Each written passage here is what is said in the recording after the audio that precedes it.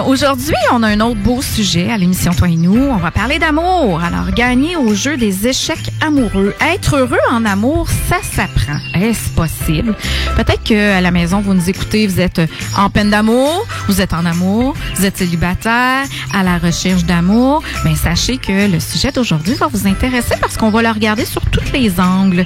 Et bon, si on parle d'hommes et de femmes, on pense évidemment à l'amour parce que je pense bien, notre invité va pouvoir nous le confirmer, mais l'être humain n'est pas fait pour être seul, malgré ce que certains vont proclamer suite à une rupture. Ah, moi, c'est fini, j'ai plus jamais personne dans ma vie. Mais il y a un petit côté de nous qui est comme toujours un petit peu à la recherche, puis on va voir ça. Penses-tu comme moi, mon cher co-animateur, Marc Breton? Bonjour, bon matin. bonjour. Ben oui, bon matin. Ouais, est-ce que tu crois que l'homme et la femme, l'être humain, est fait pour être seul? Je crois que oui, on peut, mais c'est une question de position. Qu'est-ce que tu veux dans la vie? Moi, je pense que c'est ça. Mais, mais tu penses que tu pourrais, toi, tu te vois finir tes jours tout seul? Ben, je pense que c'est mieux de finir sa vie en couple. Je crois, là. J'ai pas fini ma vie encore, là. Je l'ai déjà vécu, mais... Non. Mais, non, j'aime mieux finir mes jours avec une femme, là. C'est sûr et certain. Okay. Déjà, j'ai l'enfant, ça, c'est le fun. Ouais, ben oui. Alors, aujourd'hui, pour en parler avec nous, on l'a déjà reçu. On a parlé de Syndrome de Tarzan, qui est un de ses livres. Wow. Aujourd'hui, on se base sur son livre « Gagner au jeu des échecs amoureux ». Elle est auteure, conférencière, coach en programmation neurolinguistique. Elle a beaucoup de formations. Ses clients sont au Québec, sont en Europe. Mais aujourd'hui, on l'a en studio avec nous, juste pour les auditeurs de CJMD. Pascal Piquet, bon matin. Bonjour à vous deux et puis un beau bonjour à toutes les personnes qui nous écoutent. Et pour répondre à la question d'introduction, l'être humain est un animal de meute. Oui. Il est fait pour vivre en société, en famille, en couple, mais pas à n'importe quel prix. Voilà. Voilà. C'est important. Donc, les gens malheureux qui essaient d'être malheureux à deux, eh bien, ça double le malheur, alors que le bonheur se partage. Alors, si vous êtes malheureux, réglez ça d'abord, parce que sinon, vous allez attirer une autre personne malheureuse. Ouais. Alors que si vous êtes heureux, oui, ça se partage. Ça fait 1 + 1 = 2. Voilà. 1 + 1. Incontournable, hein, que quelqu'un me dise que c'est pas logique. 1 + 1 = 2. Une personne heureuse moins une personne malheureuse, ça fait 0. 1 - 1 = 0. Et 2 personnes malheureuses, ça fait -1 - 1 = -2. -2. Bravo. Et voilà, la leçon de mathématiques est terminée. Mais choisir la bonne personne, c'est pas nécessairement parce que on parle de coup de foudre, on en parlait avant d'entrer en ondes, tomber en amour, tomber amoureux, moi, tomber. Le coup de foudre, puis tomber en amour. Mais toi, Pascal Piquet, selon toi, choisir la bonne personne, c'est pas un jeu de hasard, c'est une stratégie. Définitivement. C'est comme pourvoir un poste dans une entreprise. Alors évidemment, on va me dire que je manque de romantisme et je suis très romantique, ça n'est pas la question. Mais quand on joue à piocher des numéros dans un chapeau, le pire là-dedans, c'est que ce n'est même pas par hasard qu'on va tomber sur quelqu'un qui ne nous convient pas. Non. Même là, ça n'est pas du hasard. On va attirer des personnes qui correspondent à notre niveau de déséquilibre.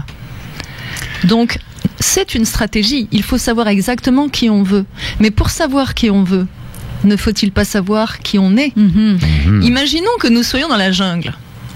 Alors Max est un zèbre, Marilyn est une belle girafe et puis moi je suis une gazelle. Mais si nous ne savons pas quel animal nous sommes, si on essaie de s'accoupler avec un animal qui n'est pas de notre race, qu'est-ce qui va se passer? Je peux aussi bien aller cruiser un lion féroce. Oui, ça va pas être une bonne idée. Exactement, tu vas tomber sur un prédateur, évidemment. Oui. D'ailleurs, à ce sujet, c'est amusant parce qu'il y a Guillaume qui me suit sur ma page Facebook. J'écris la phrase du jour et il a fait cette remarque au moment où j'écrivais que le trou noir affectif est attiré par ton manque de confiance. Oui. Mais ta confiance en toi le repousse. Et il m'a écrit, les prédateurs sont toujours plus attirés par la gazelle qui a une patte cassée. Oui. Et forcément, quand on y réfléchit, pourquoi est-ce qu'une lionne irait courir après une gazelle qui a ses 4 pattes alors qu'il y en a une qui a une patte cassée? Ben oui. Donc le prédateur va s'attaquer au plus faible. Ouais. Et d'ailleurs, vous remarquerez que c'est la sélection de la race. Mais c'est une question de sauver. C'est une question de sauver. Hein? C'est un petit peu ça, hein, la personne. La lionne a faim, donc elle va s'attaquer à la gazelle qui a une patte cassée. Mm-hmm. Et pourquoi elle courrait après une autre? Ben oui. Elle a un casse-croûte tout. Elle est déjà tout prêt. avantagée. C'est Oui, ça. oui, c'est ça. Donc plus vous avez une patte cassée, plus vous allez attirer des grands prédateurs. Ce qui signifie que plus vous êtes broyé ou brisé par des relations, plus vous allez attirer des grands prédateurs. Ouais. Donc d'une c'est relation, d'une relation à l'autre, d'échec en échec, ce qui se produit, c'est que la confiance et l'estime diminuent à chaque fois. C'est comme si le prédateur t'arrache un morceau de ta confiance et ton estime à chaque fois. Et de fil en aiguille, bien t'en as de moins en moins. Et t'attires des prédateurs de plus en plus féroces. Est-ce que tu parles de guérison de peine d'amour, toi, et quel terme tu utilises? Est-ce qu'on guérit d'une peine d'amour ou c'est on pas une maladie. Reconstruit? C'est contrairement à ce que dit Michel Sardou, la maladie d'amour. c'est pas une maladie, c'est une mauvaise programmation qui vous propulse dans des relations qui ne vous conviennent pas. Ouais. Donc c'est excellent la peine d'amour. Je vais vous dire pourquoi, mesdames et messieurs. C'est parce que vous n'avez pas compris à la première relation. Vous allez peut-être comprendre à la deuxième, à la troisième, à la cinquième, à la 15e qu'il y a quelque chose qui ne tourne pas rond dans votre façon de choisir. Effectivement. D'où on retombe sur le début. C'est une stratégie. Sachez qui vous êtes pour aller choisir qui vous voulez. Mais on ne guérit pas. C'est pas une maladie. La dépendance affective ou une peine d'amour, ce sont pas des maladies. Ce sont des mauvaises programmations. Donc ça permet quoi? Quand on se met à faire l'autopsie des relations qui n'ont pas fonctionné, on comprend qu'elles sont mortes de quoi? De dépendance affective. Donc c'est ce qu'il faut régler. Et qu'est-ce que la dépendance affective? C'est le manque de confiance et d'estime. Tout simplement, qui prend ses racines dans l'enfance par vide affectif. Donc manque de reconnaissance, affection, protection qu'on n'a pas reçu de la part des parents. Eh bien, on a un vide, le corps grandit, mais pas la croissance affective. Et du coup, reste le petit enfant. on reste un enfant. Et ce vide, l'univers ayant horreur du vide et les humains aussi, qu'est-ce qu'on fait? On essaie de le remplir, mais par l'extérieur. Donc, prioritairement, par un autre humain. Mais pas uniquement par un conjoint. On peut le remplir aussi par les enfants, par les parents, par les amis, par le travail. Après, il y a les compulsions, le travail, la drogue, l'alcool, le jeu, le sexe, le sport, la nourriture, et vas-y, on peut les nommer. Donc, quand on a un vide, on essaie de le remplir soit par une substance ou une compulsion, soit par une autre personne. Mais souvent, la personne ne se rend pas compte qu'elle a un vide. Pas du tout. C'est inconscient. Alors, qu'est-ce qui peut être justement l'indicateur? C'est des échecs amoureux? La peur de la solitude, déjà. La peur de ne pas être à la hauteur. La peur de ne jamais rencontrer quelqu'un. La peur de finir vieille fille ou vieux garçon. La peur. Les peurs, ça vient de l'enfant intérieur. À ne pas confondre avec l'âme d'enfant qui est la capacité à s'amuser et s'émerveiller. Voilà. Ça, c'est très précieux. Mais l'enfant intérieur rime avec peur. Donc, toutes les peurs que vous ressentez, mesdames et messieurs, en tant qu'adultes, elles viennent de l'enfance. C'est cette partie qui n'a pas grandi.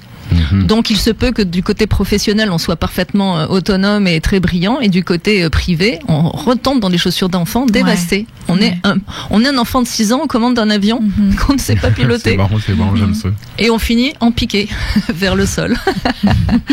C'est toujours dans le bureau de Madame Piquet. Piquet aussi, et voilà, on ne m'échappe pas. C'est ça. Moi, je redresse le nez de votre avion et je vous renvoie dans votre autonomie. C'est le métier que j'ai choisi effectivement pour guider les personnes qui veulent s'en sortir. Et là, tu nous apportes cette théorie-là avec le jeu de l'échec. Oui, c'est une belle métaphore. En fait, c'est la seule façon de faire accepter aux gens qu'ils peuvent être un roi ou une reine. Et parce que vous êtes, mesdames et messieurs, des rois ou des reines à partir du moment où vous développez votre confiance et votre estime. Donc, soit vous êtes un roi ou une reine sur un échiquier. Je vois les gens dire, moi une reine, moi un roi. Si. Écoutez le raisonnement. C'est mieux d'être un pion. Et voilà. Ou alors, voilà, exactement. Absolument, Marilyn. Ou alors vous êtes un pion, quelqu'un qui se laisse contrôler, un fou, ça se passe de commentaires. Un tour, les mauvais tours, comme on dit au Québec, ceux qui mentent. Oui. Bien sûr. Ou un cavalier que j'appelle cavaleur. Moi, j'étais abonné au cavaleur, n'est-ce pas? Qu'est-ce que c'est le cavaleur? Le cavaleur, c'est celui qui trompe. Ah oui, ok. Il y a les cavaleurs et les cavaleuses. Donc, si vous voulez être un pion, une tour, un fou, un cavalier, ou un roi ou une reine, vous choisissez votre camp. Généralement, les gens préfèrent être des rois et des reines plutôt que les 4 autres espèces de pièces qu'on peut trouver sur un échiquier. Mais je ne sais pas du tout jouer aux échecs, je vous l'avoue. Je ne sais absolument pas jouer. Mais ce que j'ai compris, c'est qu'il faut prendre le roi ou la reine. C'est ça. Donc, jetez tous les autres et gardez le roi ou la reine. Ça suffit. Voilà. C'est quoi l'attitude d'un roi et d'une reine? C'est l'équilibre, c'est le respect, c'est le respect de soi et le respect de l'autre. Ça, c'est très très important. Ensuite, c'est la confiance en soi, la confiance en l'autre. Rappelle-toi le crack, c'est mon moyen mnémotechnique de se souvenir sur quoi repose l'amour. Le crack, C-R-A-C, c'est confiance, Ouais. J'ai confiance en moi, j'ai confiance en l'autre et réciproquement, c'est très important. Respect, je me respecte, mon partenaire se respecte et réciproquement. Le A, c'est admiration. Oui. La personne d'en face est notre miroir. Oui. Donc si vous choisissez, j'aime la métaphore un 2 de pique, ça c'est typiquement québécois, les Français comprendront pas, mais un 2 de pique, c'est une mauvaise personne. Donc si vous choisissez un 2 de pique, c'est que vous valez qu'un 2 de pique. Ouais. Attention, parce que la personne que vous choisissez, elle est le reflet de qui vous croyez être. Donc admiration, c'est attention, ça fait mal. Là. Absolument, absolument. Ah oui, complètement. Et donc admiration, pas adulation. Attention, il faut admirer la personne qui vous admire aussi pour ce que vous êtes et ce que vous faites. Et le dernier C, c'est la complicité. Ouais. La complicité repose sur l'historique. Plus je te connais, plus je t'aime.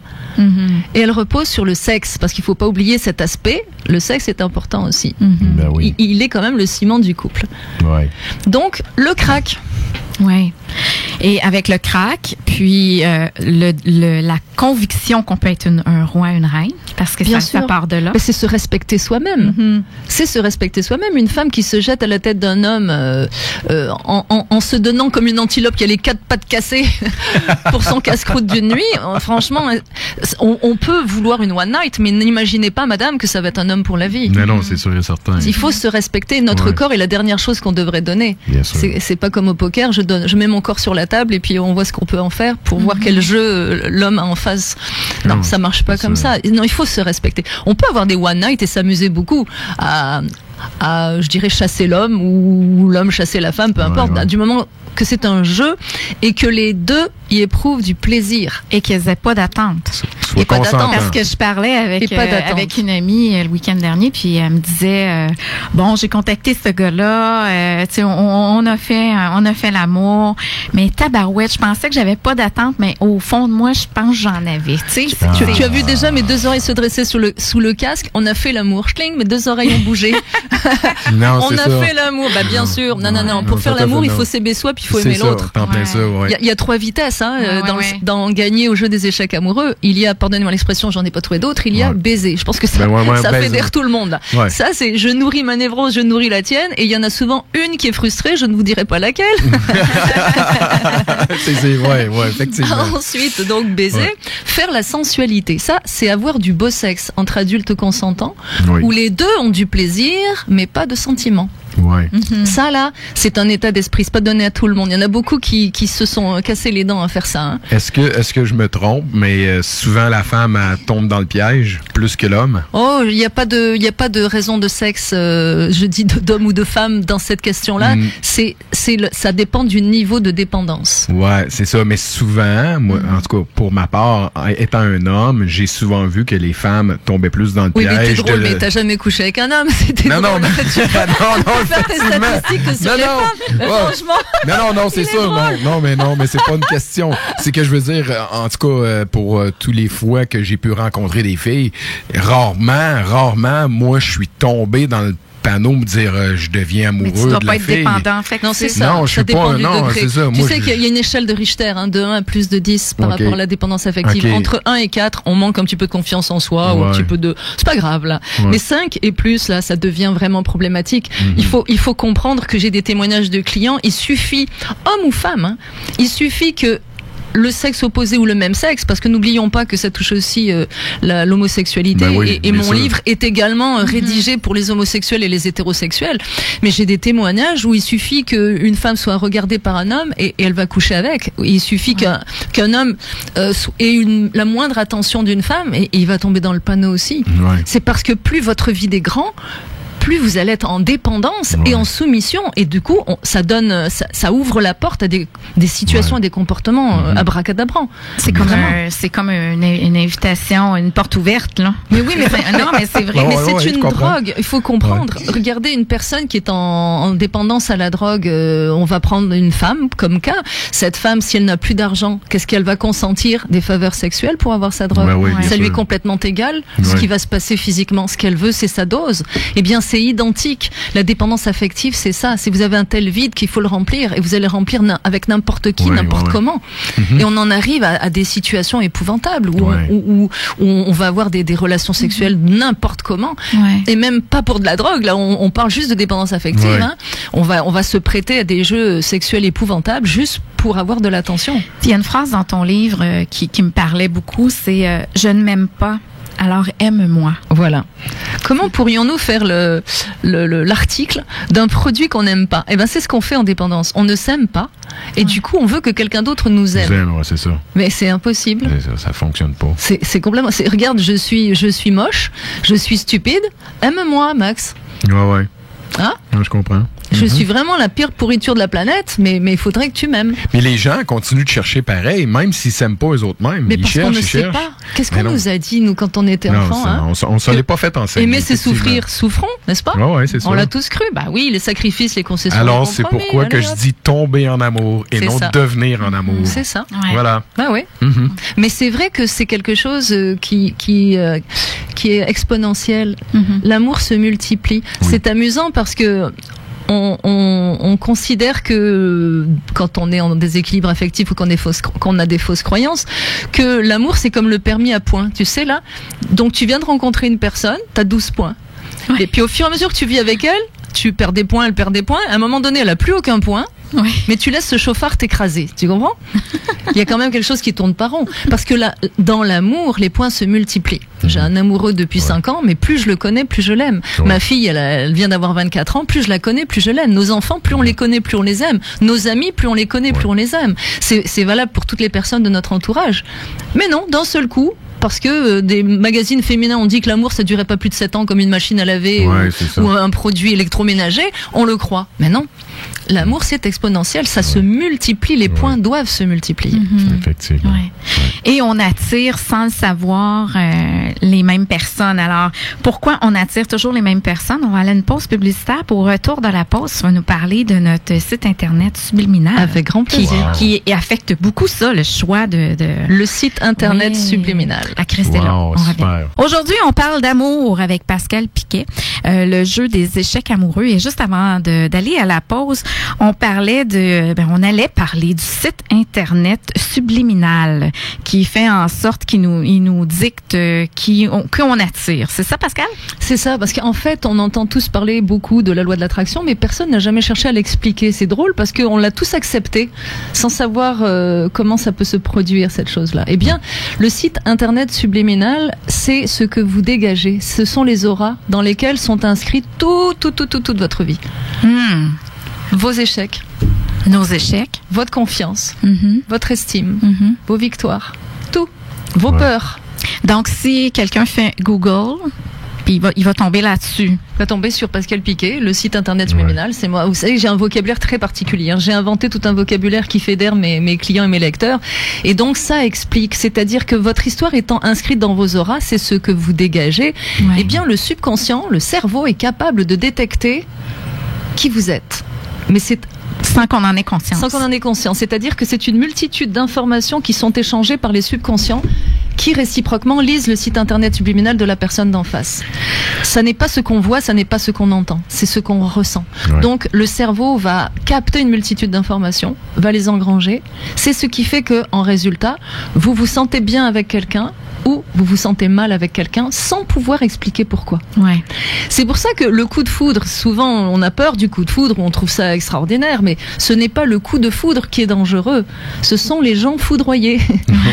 C'est ça. C'est-à-dire que si vous êtes deux personnes équilibrées, que votre équilibre transpire et transparaît dans votre site internet Subliminal, les deux subconscients vont le décoder et on va se syntoniser, clac, comme à la radio. On va se sentir bien immédiatement. Je connaissais pas Marc ce matin, et on est déjà devenus de vieux amis. On est déjà en coup de foudre, on est en coup de foudre, non? On est en coup de foudre professionnel, mais complètement. Complètement. Donc, c'est important de comprendre qu'on va se sentir bien instantanément parce que les personnes qui sont sur la même longueur d'onde vont se syntoniser. OK. Maintenant, supposons que je suis une femme qui attirerait, exemple, que des hommes violents. Oui. OK. Donc, ça veut dire que dans mon site internet Subliminal, ça dit il y a mon historique. Mais pourquoi ça sonne pas non, va pas là, c'est un homme violent? Ça, c'est une bonne question. C'est parce que ça s'appelle les programmations. Ouais. Si une personne, homme ou femme, a vécu de la violence dans son enfance, elle a vécu un langage qui est un langage de violence. Oui. C'est exactement ce qu'elle va aller répercuter et rechercher dans sa vie d'adulte. Oui. Pourquoi nous parlons le français ? Parce que dans notre enfance, on nous a parlé français.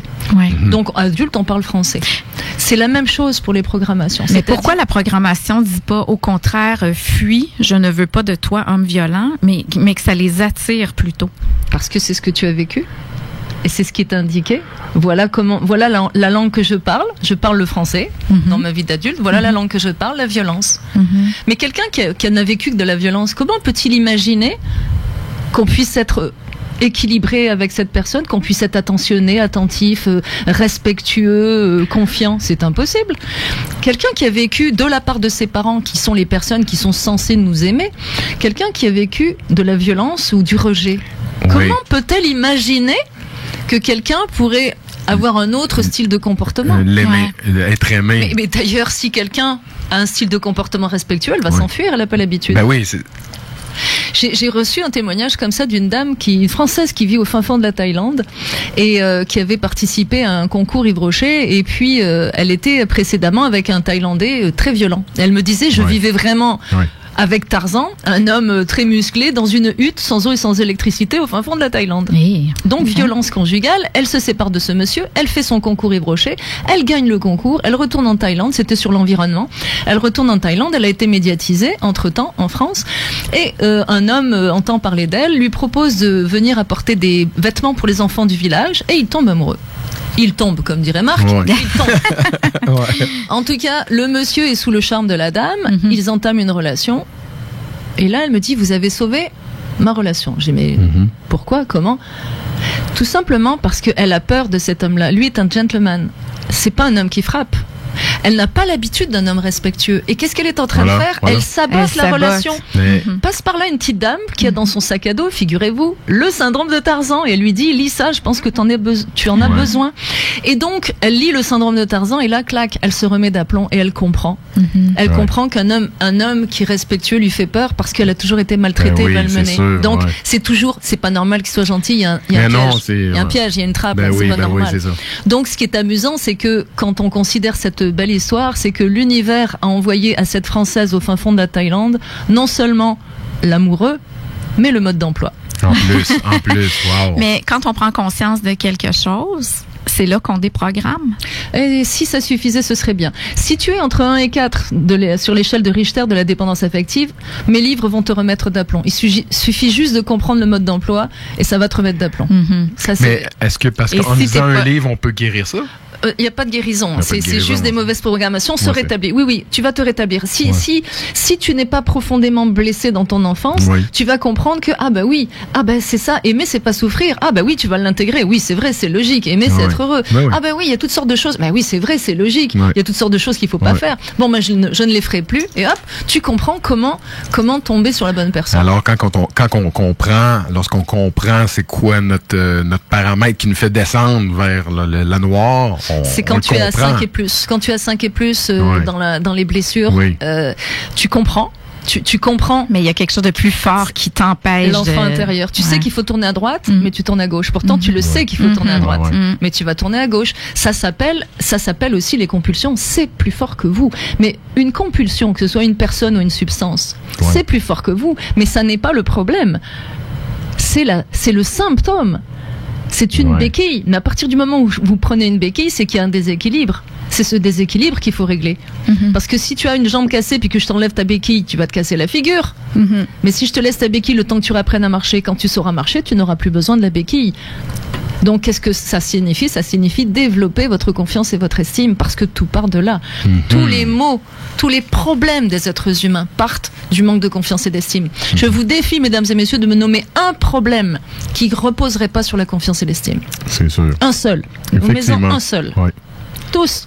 Ouais. Donc la bonne Effectivement. nouvelle, c'est que quels que soient vos problèmes, si vous développez la confiance et l'estime, que ce soit des On problèmes va dans la régler vie pas mal. privée, professionnelle ou la vie sociale, ça règle tout. J'en ai pas de problème. Moi, Non, c'est j'ai ça. tout.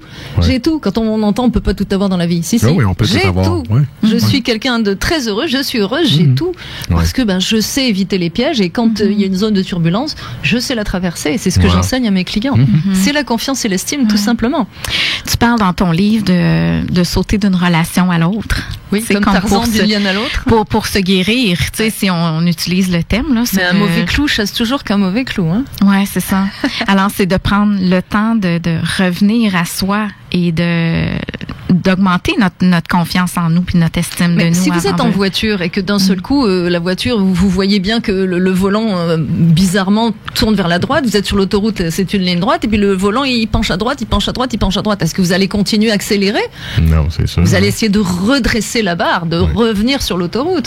Eh bien, c'est ça. Quand vous allez d'échec en échec, posez-vous la question. Qu'est-ce qui m'a fait déraper? Pourquoi je suis encore dans le champ? Sans jeu Parce de que mots. toi, il y a même un chapitre qui dit fermé pour cause de travaux. Oui. La pause après une rupture. Fait que tu as Exactement. pris le temps de Dans mon d'être site avec internet, toi. ben oui, dans mon site Oui. internet subliminal, pendant les 11 ans de célibat et d'abstinence, je tiens Oui, à préciser célibat parce qu'il y en a qui sont abstinents même en couple. Eh bien, c'est certain que on a des questions à se poser et que si on Parce que sauter sur le suivant pour oublier, ça mais attends, mais ça si donne rien. j'avais sauté sur le suivant avec les deux précédents, mais c'était l'antéchrist ou le diable lui-même. Faut quand même comprendre qu'on va de pire en pire. On va de pire en pire. Donc, comme on dit en bon québécois, j'ai préféré mettre ça sur la glace. J'ai préféré essayer de comprendre ce qui m'était arrivé et pourquoi j'allais vers des hommes qui étaient à ce point affectés, mais je l'étais aussi. Donc, il faut réfléchir, bien sûr. Aimer, c'est être heureux, je le souligne. Donc, quand on est malheureux dans une relation, il faut quand même réfléchir. Et ensuite, quand on a été obligé de se séparer, et il faut aussi se demander ce qui s'est passé. Faire toujours la même chose qui ne produit rien et en attendre un résultat différent, comme disait Einstein, c'est la vraie folie. Tu parles d'autopsie du couple. Il faut Comment autopsier. on fait ça? Ben, il faut réfléchir. Qu'est-ce qui n'allait pas dans le couple? Ouais. Qu'est-ce qui n'allait pas? Eh bien, moi, j'aimais la montagne, il aimait la mer. Moi, j'étais économe, il claquait tout l'argent. Moi, j'étais introverti, elle extraverti. Moi, Ah j'aimais ouais. les voyages, il sortait jamais de la Mais maison. c'est drôle parce que des fois, on dit que les contrastes s'attirent. Les contraires, mais les extrêmes s'attirent, mais c'est une vaste fumisterie. Ah, OK. Mais va accoupler la girafe avec Ouais. l'hippopotame, vas-y. Ouais. Bah, c'est une bonne idée, non? Ça ferait joli. Ouais. Bien sûr que non. Mais c'est drôle parce que les gens ont été éduqués comme ça, On d'une certaine façon. est tous partis sur cette piste-là. Mais pourquoi on est parti comme ça? Parce tu que sais? ce sont les fausses croyances que la société, nos parents nous ont diffusées. Ouais, Est-ce qu'on y va dans les fausses Ouais, croyances? ben c'est ça, je m'en allais dire. Ouais. Là. J'ai retrouvé, je voulais qu'on fasse un petit quiz sur les fausses croyances qu'on retrouve Ouais, dans ton livre. c'est bon. La première, ben je les nommerai pas toutes, juste quelques-unes parce que toi t'en énumères beaucoup, Pascal. Là. Aimer, c'est souffrir. Tu l'as dit tantôt. Ouais, on l'a tous cru, hein? Ben Hein? ouais, bon, ouais, c'est vrai. Et On est déjà- si on y réfléchit 2 secondes, là, est-ce que c'est normal que l'amour soit Non, associé non. à la souffrance? Ben non. Mais ça fait souvent effectivement. mal et pourquoi? Mais c'est- C'est la névrose qui fait mal. C'est pas l'amour. Qu'est-ce que parce que névrose, tu l'utilises beaucoup. Peut-être que pour ceux qui t'écoutent pour la première fois, qu'est-ce que ça veut dire névrose pour Tout toi? à fait. Une névrose, c'est un trouble du comportement. C'est rien de méchant, c'est Ouais. pas non plus une insulte, espèce de névrosé. Hein. Non, non. Ouais. C'est un trouble du comportement, c'est un déséquilibre. La dépendance affective est un déséquilibre. Donc, c'est une névrose. OK. Est-ce qu'il y a juste la dépendance affective dans ton névrose ou tu as autre chose? En ce qui me concerne, je pense Non, que pas ça... toi. J'ai bien compris ta question, mais je veux dire, je pense que ça couvre déjà beaucoup de sujets, Ouais. la dépendance affective. Ouais. Donc, Et qu'est-ce que ça cause, la dépendance affective? Tiens, on va tous les creuser problèmes, un petit peu. tous les problèmes des êtres humains, professionnels, sociaux ou privés, nomme-les. Tous les Fait que problèmes. c'est large, là, ça Ah, englobe plein de c'est- problématiques. Mais lisez le syndrome de Tarzan, vous allez voir dans lesquels je suis tombée, j'en ai pas loupé beaucoup. OK. Donc je les ai tous expérimentés. Je peux vous dire que maintenant je m'en tiens le plus éloigné. Et je vivais sur les fausses croyances qu'on est en train d'énumérer. Ouais. Aimer, c'est souffrir. Ouais. Ah non, d'un chien, qu'est-ce que j'ai souffert? OK. Ouais. C'était de la névrose. Bon, alors une autre croyance, c'est normal de se disputer dans un couple. Voilà. Bah oui. Hein? Est-ce que c'est normal? Ben, Ben non.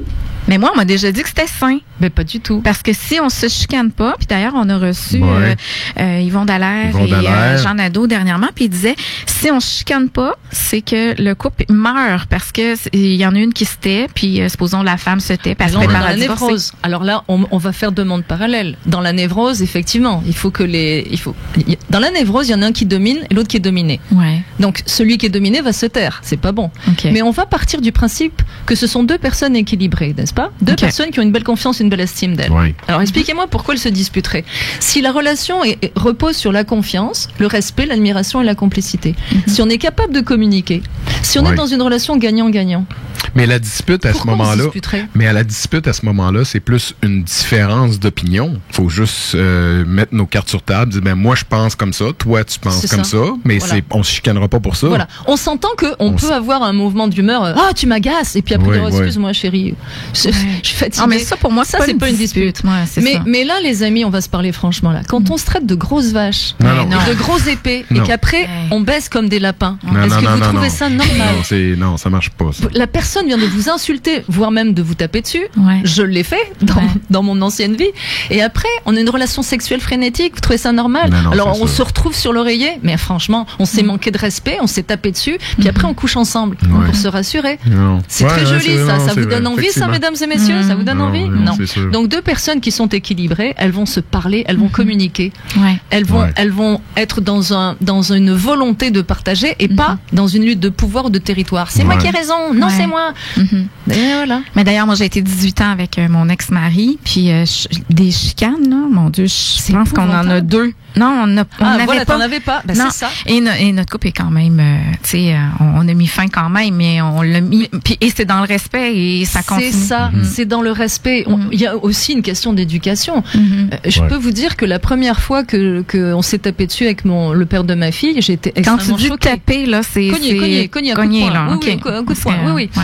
Donc la première fois que ça a fini en match de boxe, j'ai été extrêmement choquée parce que j'étais quelqu'un de très calme, élevé dans la religion protestante. Maintenant, je suis Pascal Piquettiste à tendance bouddhiste, mais j'étais quand même très soumise dans mon enfance par une mère très dominatrice.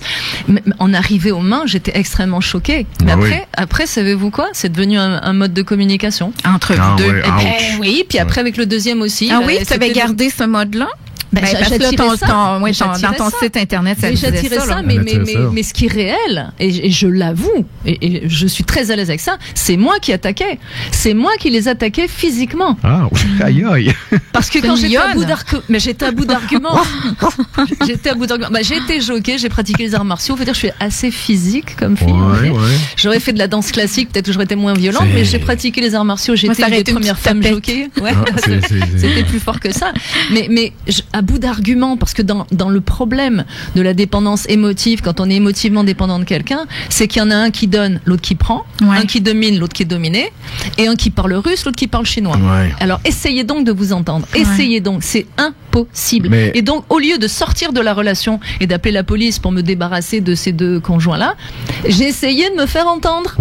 Et quand j'étais à bout d'arguments, j'attaquais et avec le deuxième, c'est carrément lui qui m'a dit, qui était rentré chez moi par une fenêtre, qui était au milieu de mon salon alors qu'on n'était plus ensemble, et qui m'a dit j'ai hâte de parler. J'ai dit non, je veux plus t'entendre, j'en ai assez entendu. Et il m'a répondu je resterai là tant que je voudrais. Aïe. Il a appuyé sur la mauvaise touche, c'est-à-dire que j'ai disjoncté, puis je l'ai attaqué, j'ai sauté à la figure. Pourtant, ça veut dire que les cours d'arts martiaux n'avaient pas bien marché avec toi, parce que justement, quand tu fais des cours d'arts martiaux, de l'habitude, tu es capable de tolérer et de comprendre, non? Pas moi. Pas quand t'es dépendant affectif, peut-être. Il faut comprendre que, premièrement, mesdames et messieurs, que si vous vous retrouvez dans ce genre de situation, appelez la police. N'allez pas vous battre, s'il vous plaît. Appelez la police. C'est ce que j'ai fait dans le deuxième cas. Au bout du compte, j'ai fini par appeler la police. Mais il faut comprendre que la violence des gestes qu'on pose ou des paroles qu'on prononce, c'est à la hauteur de la souffrance qu'on ressent à l'intérieur. Et cette souffrance est toujours relative au vide qu'on a à l'intérieur. Ça, il faut vraiment le comprendre. Donc, quand on a de la violence dans le couple, qu'elle soit verbale, vous savez qu'il y a 5 violences, quand même, l'air de rien, quand on est à 5 et plus. Il y a la violence verbale, physique, économique, sexuelle et psychologique. Choisissez. Donc, faites attention. Quand vous êtes dans ces sphères-là, il y a vraiment un problème. Mais est-ce qu'un entraîne l'autre? Est-ce que ça peut tout Il y a des personnes qui vont rester à la violence verbale ou psychologique. Il y a la violence sexuelle à travers ça. Il y a la violence sexuelle, mais la violence sexuelle, ça peut être madame qui à chaque fois demande à monsieur de faire 4000 choses s'il veut son nanane, comme on dit au Québec.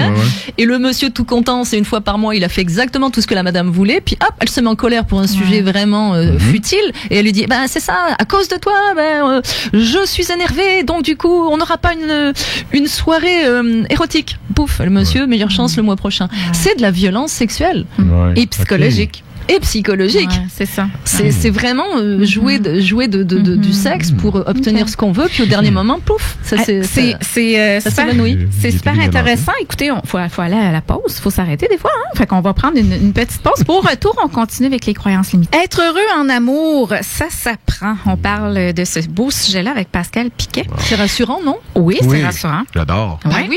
Au lieu de nous laisser jouer à pêche-canard et attraper le premier qui passe par les oreilles, pêche-canard.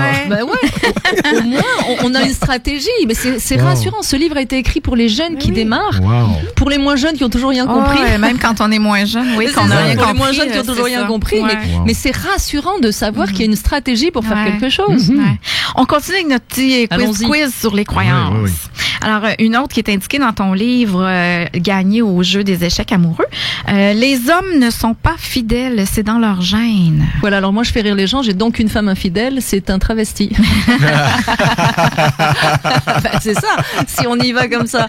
C'est ridicule. En fait, être adultère, ça relève du même principe, c'est le vide qu'on essaie de remplir, même si on est en relation, eh bien on va avoir besoin de séduire d'autres personnes pour se rassurer. Et ça, c'est celui qui trompe. Oui. Mais est-ce que c'est généralement des hommes? Moi, je suis pas prêt à dire que c'est juste des hommes. Oui, bien sûr. J'imagine. Encore une fois, c'est jamais relatif au sexe, à la couleur de cheveux, à la couleur de peau ou à la religion. C'est relatif à notre déséquilibre ou à notre équilibre. Oui. Donc, des femmes sont infidèles, des hommes sont infidèles. Mais si on regarde du côté de l'homme, OK? L'homme est infidèle parce que, il a quelque chose à se prouver. Il est lui aussi en sous-estime d'affection. Si monsieur est subi de la violence sexuelle et que madame se refuse chaque soir. Oui, mais des fois, elle se refuse pas vraiment. Mais l'homme va quand même. Dans le cas où elle se refuse, malheureusement, il va essayer il va sauter la clôture, il va essayer de voir ailleurs. Dans le cas où elle se refuse pas, c'est chronique. Moi, le père de ma fille me trompait. Mais il me trompait, mais j'ai compris. Un jour. Oui, mais est-ce que tu lui disais non? Mais non. OK, mais c'est ça que je veux dire. Non, mais c'est assez particulier. C'est parce que, en fait, quand j'ai été enceinte, ça fait beaucoup trop de responsabilités pour lui. Il a disjoncté. Okay. Et ma fille, quand elle était petite, me disait, quand je serai grande, j'épouserai papa. Et moi, je lui répondais, ma chérie, c'est pas une bonne idée, j'ai essayé. C'est pas une bonne idée, mais parce que c'est un homme qui trompe. C'est comme ça. Okay. Et un homme qui trompe ou une femme qui trompe ne se pose pas la question, ne se demande pas pourquoi il fait ça. Quelqu'un qui boit, il boit. Quelqu'un qui se drogue, il se drogue. C'est rare qu'on se demande pourquoi on fait ça. On est en survie. Moi, quand je buvais, j'ai eu cet épisode-là aussi. Je savais pas exactement. Je savais que c'est l'anxiété qui me poussait à boire pour respirer. Mais la femme attire ça parce qu'elle est en manque de confiance en elle? Bien sûr. Il y a des femmes qui vont attirer que des hommes qui les trompent, des hommes qui vont attirer que des femmes qui les trompent. Mais c'est drôle parce que, tu sais, on parle de ça. Souvent, excuse-moi Marc, souvent parce que ton père trompait ta mère ou ta mère trompait ton père. Ça peut venir de là. T'as eu un schéma. Voilà. Mais ça vient toujours des programmations. Moi, je m'amuse beaucoup à faire comprendre à mes clients le pourquoi. Pourquoi ça leur arrive? Mais c'est mathématique. Ouais, c'est ça. C'est vraiment mathématique. Donc, ça n'est pas un hasard, une fois de plus. Ça n'est pas un hasard. On va avoir toujours le même style de personne. Puis comment, supposons qu'une personne vient de se faire tromper, son père avait trompé sa mère aussi. Comment elle peut briser le pattern? En comprenant ce qui s'est passé, en développant sa confiance et son estime. Elle va changer le message. Donc, quand on disait tout à l'heure que pendant 11 ans, je suis restée abstinente et célibataire, je me suis pas levée un matin en me disant, tiens, je vais rester abstinente et célibataire pendant 11 ans. Non. Je me suis dit, oulala, j'arrive pas à reconnaître les hommes qui sont névrosés, donc en déséquilibre. Comment je vais faire?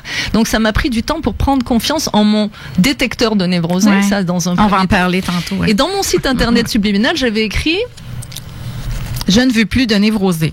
Mais j'avais écrit que j'étais assez enragée après les hommes, voyez-vous, dans un c'est premier pour ça, temps. le 11 ans. Dans un premier temps, c'était si le premier qui s'approche, je vais le dépecer sur place. Voilà, c'était écrit comme ça. Il y en a aucun qui s'est approché. Je sais pas trop quoi Non, en plus. ils avaient raison. Après, il y avait écrit fermé pour cause de travaux. C'est parce que j'étais en rénovation là. J'ai essayé de comprendre. Puis un beau jour, il y a eu d'indiqué dans mon site internet subliminal femme heureuse pour homme heureux pour bonheur à deux. Okay. Et 2 ans plus tard, j'ai rencontré mon amoureux qui lui était pas prêt en même temps que moi. Lui, ça lui a mis 2 ans. Ça lui a pris 2 ans. À partir du moment où moi j'étais prête, lui il n'était pas. Ça lui a pris 2 ans de plus pour être prêt. Puis on s'est rencontrés à ce moment-là. Quand lui était prêt. Quand lui était prêt. OK. Et oui, parce qu'on trépigne, hein. On est comme le Père Noël. Là, je veux un camion de pompier ou je veux une poupée Barbie, mais c'est pas comme ça que fonctionne l'univers quand il s'agit d'un couple. Il faut que vous soyez prêts pour commencer, et ensuite que la personne qui vous est destinée soit prête aussi. Mais rassurez-vous, on n'en a pas qu'une seule. Sinon, si elle passe sous un autobus, meilleure chance la prochaine fois. Non. J'avais une amie qui disait ça. Moi, je me prépare à mon amoureux, puis dans le fond, je le rencontre pas tout de suite parce que lui, il est pas prêt. Il se prépare sans qu'elle le sache. Là, mais peut-être qu'elle avait lu ton livre. C'était beau. Mais c'est beau parce ça que fait patienter. On dirait, tu sais, c'est. Mais je vais parler aux célibataires. Chaque seconde qui passe vous rapproche de la bonne personne.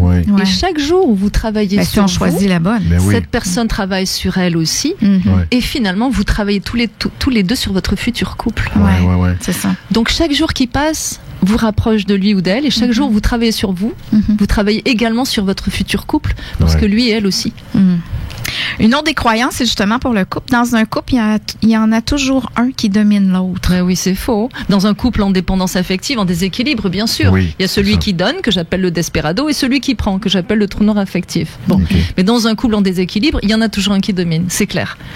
Parce que il y a le dominateur et le dominé, c'est clair. Mais dans un couple de gens équilibrés, moi dans mon couple, il y a personne qui domine. On est 2 dominants, comme je me plais à le dire, pour distinguer du dominateur et du dominé.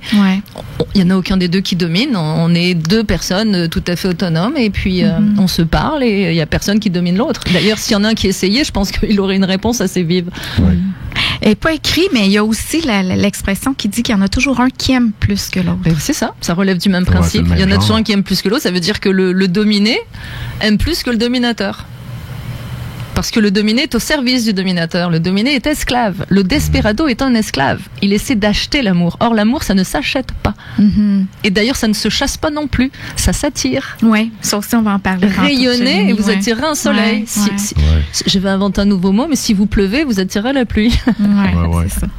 Dans un couple, il faut faire des sacrifices, des compromis et des concessions. Ça, c'est ma croyance, ma fausse croyance préférée. Je l'adore, celle-là. Ah ouais, je l'adore. Parce que c'est vrai qu'on dit ça. Mais là, écoute, c'est faux qu'il faut le faire. Faut que tu plies un peu. Là, t'es un couple. Il faut que tu fasses des concessions pour être avec l'autre. C'est se manquer de respect, tout simplement. Oui, mais c'est parce que jamais... Supposons que tu aimes le hockey, puis que j'aime pas ça. Bon, ça veut dire que si je plie jamais sur mon goût d'aller, supposons que j'aime pas le hockey, mais si j'accepte jamais d'aller au hockey avec toi, je ferai jamais de compromis, je serai pas avec toi pendant le hockey. Il a peut-être pas je vais y arriver. Mais si pour l'autre, il a peut-être pas envie que tu sois avec lui pendant le hockey. Mais admettons qu'il a envie. Si je décide, moi, que je garde mon opinion, j'y vais pas au hockey, ça me tente pas. Mais déjà, tu as employé le mot plier, ça me tente pas et jamais. On sent toute la frustration qui dégouline. Si tu aimes la personne, eh bien, peut-être que tu auras simplement un plaisir à être avec elle pendant le hockey. Donc, c'est de la voir heureuse qui regarde, de le voir heureux qui regarde la game de hockey. C'est la différence entre le besoin et le plaisir. Je suis dans le plaisir. Je vais aller au hockey avec lui parce que ça lui fait plaisir. Ça va être amusant d'être à deux, même si c'est pas quelque chose qui me passionne. Il va m'expliquer. Et dans ce temps-là, ça sonne pas concession. Exactement. Je suis contre sacrifice. Écoutez le mot, sacrifice, concession, compromis. C'est non. Oui. Ça veut dire avec. Hein, il y a des cons. Mais est-ce qu'on s'entend qu'on pourrait remplacer ça par zone de confort? Hein, on va trouver notre zone de confort. C'est ce qu'on fait régulièrement avec des amis, avec un employeur. On a un contrat sur lequel il est stipulé nos responsabilités réciproques. Est-ce qu'il serait possible de trouver la zone de confort plutôt que compromis, sacrifice et concession? C'est sûr. As-tu une autre croyance, une fausse croyance dans ton chapeau? Bien oui. C'est normal qu'au bout de quelques années, il n'y ait plus de passion ni d'amour, mais que des habitudes. Ben voilà. Non, mais il faut savoir que un feu de foyer, là, si on met plus de bois dedans, qu'est-ce qui se passe? Ça vient de la braise. s'éteint. Eh ben, il s'éteint. Il Donc, s'éteint. quand on prend l'autre pour acquis parce qu'on avait mal aux dents et que l'autre est de l'aspirine sur un mal de dents et qui nous calme pendant quelques temps parce que on n'a plus mal aux dents, mais l'infection est toujours là, vous en conviendrez. Oui. Ben, à un moment donné, l'aspirine fait plus son effet. Ouais. Donc, du coup, et si on n'entretient pas le couple, si on n'est pas conscient chaque jour qu'on est heureux d'avoir rencontré l'autre et puis qu'on partage des choses formidables, si on n'alimente pas le sexe, si on n'alimente pas l'amour, les attentions, c'est sûr que ça va s'essouffler. Ouais. Si vous arrêtez de pédaler, hein Marc? Si on arrête de pédaler sur un vélo, qu'est-ce qui se passe? Ouais, on arrête. On se pète la figure, on se pète la figure. Mais c'est pareil. On s'écorche. C'est pareil. Il faut nourrir le couple. Il faut s'amuser dans le couple. Il faut innover. Il faut avoir plaisir à découvrir. Ouais. On ne fait pas exprès de tomber amoureux, c'est plus fort que soi. Ouais, ça je l'aime. Là. Ouais. Ah non, c'est plus fort que moi. Le cœur a ses raisons que la raison ignore. C'est plus fort que moi. Là, je tombais amoureux, c'est plus fort que moi. Qu'est-ce que tu veux? J'ai pas le choix, je suis en amour. Ben, c'est ça. Vous êtes responsable de vos sentiments, mesdames et messieurs. On est responsable de ces sentiments. Ouais. C'est à vous de décider si la personne est suffisamment à la hauteur de ce que vous attendez pour savoir si vous avez envie de vous engager dans des sentiments. Tu sais, des fois, il y a des personnes qui vont dire il y a plein de défauts, il est pas tout le temps fin, mais il y a quelque chose qui m'attire, je suis pas capable de le lâcher. C'est ça, ce sont les enfants intérieurs qui ont fait le casting, donc du coup, c'est l'un qui nourrit la névrose de l'autre, c'est juste le déséquilibre qui vous retient ensemble. Ouais. Juste ça. C'est ça qui attache les deux personnes. Faut le comprendre. OK, une petite dernière. L'amour est aveugle, le mariage rend la vue. Ça, je l'aime bien, celle-là. L'amour est aveugle. C'est la névrose qui est aveugle. Ben oui. C'est la névrose, parce que l'amour, lui, il n'est pas aveugle. Mais vous savez, j'ai respecté toutes ces croyances. Aimer, c'est souffrir, j'ai souffert. Sacrifice, compromis, concession, j'en ai fait plus qu'à mon tour. Les extrêmes s'attirent, on était assez extrêmes avec mes conjoints, on n'était pas vraiment sur la même longueur d'onde. Et puis, il y en a toujours un qui domine, je me suis laissé dominer. Et vous savez où ça a failli me conduire? Marc, Marilyn, vous savez où ça a failli me conduire? Non. En prison. Parce que le résultat de tout ça, le résultat de toutes ces fausses croyances, c'est que je leur ai sauté à la figure dans l'intention de les supprimer. Ouais. Je l'ai dit sans honte, je vous jure que ça m'a traversé l'esprit. Le père de ma fille, je le raconte dans le syndrome de Tarzan, je l'ai attrapé, je l'ai jeté sur la gazinière avec l'intention ferme et définitive d'en finir. OK. Ça fait peur. Ne vous rendez pas jusque-là, mesdames et messieurs, ça fait peur. Mais parce que j'ai respecté toutes ces fausses croyances, toutes à la lettre. Je devrais être en prison aujourd'hui. Hey. Ben, par chance que tu l'es pas. T'es avec nous. À qui le dis-tu? À qui le dis-tu? Wow. Pascal Piquet, l'amour ne se chasse pas, il s'attire. Absolument. Comment t'expliques ça? Mais soyez qui vous êtes. Moi, j'aime cette formule en anglais. What you see is what you get. Ce que tu vois, c'est ce que tu as. Donc voilà, c'est de l'authentique. Oui. Maintenant, si ça te convient, c'est merveilleux. Sinon, tant pis. Mais si je cours après l'amour, je suis dépendante. Oui, c'est ça. Si vous courez après l'amour, vous êtes dépendant. Donc, si vous êtes ce que vous êtes, que votre site internet subliminal reflète de l'équilibre et que vous êtes bien avec vous-même, vous allez attirer quelqu'un qui est bien avec lui-même. Donc, il n'y a pas besoin de courir. Il n'y a vraiment pas besoin de courir. Mais comment on l'attire, cette personne qui est bien avec elle-même? Alors, si tu es un homme, donc Marc, oui, si tu es un homme. Bien sûr. Enfin, pardon, tu es un homme. Donc, je suis un homme. Tu es un homme, je rectifie. Quand tu vois une belle dame, étant célibataire, bien sûr, je défends la bonne morale. Et quand tu vois une belle dame qui rayonne, c'est à toi d'aller vers elle pour établir le contact de façon très courtoise. Oui. Et la belle dame, eh bien, c'est à elle d'être accueillante si un homme, alors qu'elle est célibataire, vient lui parler, qu'il lui plaise ou non. Non, mais attends un peu, là. Marc, il va être capable de faire ça si il est convaincu qu'il a droit à une reine. Marc, es-tu convaincu que tu as droit à une reine? Oui. Bon, alors voilà. Oui. Donc, si tu vois une dame qui t'attire... Ouais, mais des fois, on l'est avec la tête, mais à l'intérieur, on n'est pas comme ça. Tu l'es avec le cœur, la tête et les tripes? Convaincu que tu es en je suis convaincu. Effectivement. Mesdames, Marc est célibataire. Mais j'ai des choses. Il attend une reine. Ouais. Mais il y a des choses intérieures qu'il faut que je sais que là, j'ai un ménage à faire parce que je sors d'une relation, je le sais. Ouais. Alors, je sais exactement ce qui... Mais là, premièrement, il y aura un diagnostic à faire. On ne le fera pas ici, mais il y aura un diagnostic de la relation à faire. Parce que, Pascal, tu dis que justement, il y a la technique tête, cœur, triple pour détecter si c'est la bonne relation. C'est amusant parce que j'ai une cliente qui m'a écrit récemment que elle était pressée de rencontrer quelqu'un et que elle trouvait le temps long, et je lui ai répondu: si tu es dans le besoin, c'est écrit dans ton site internet subliminal, soit tu vas faire fuir les hommes, soit tu vas attirer encore un névrosé. Et je lui ai dit, il faut... Tout le monde s'accorde à le dire, hein. C'est quand tu t'y attends le moins, et j'en suis un cas aussi, que ça te tombe dessus. Ça, c'est vrai, ça? Non, mais ça, c'est j'aime ça. De le dire. Bon, Marc, c'est bon. Tombe, là, je Marc, trouve il que est valide. c'est bien dit, là. Si ça te tombe dessus, on a le droit. Ouais, ça te tombe dessus, c'est quand ça. on s'y attend le moins qu'on rencontre une personne. Pourquoi?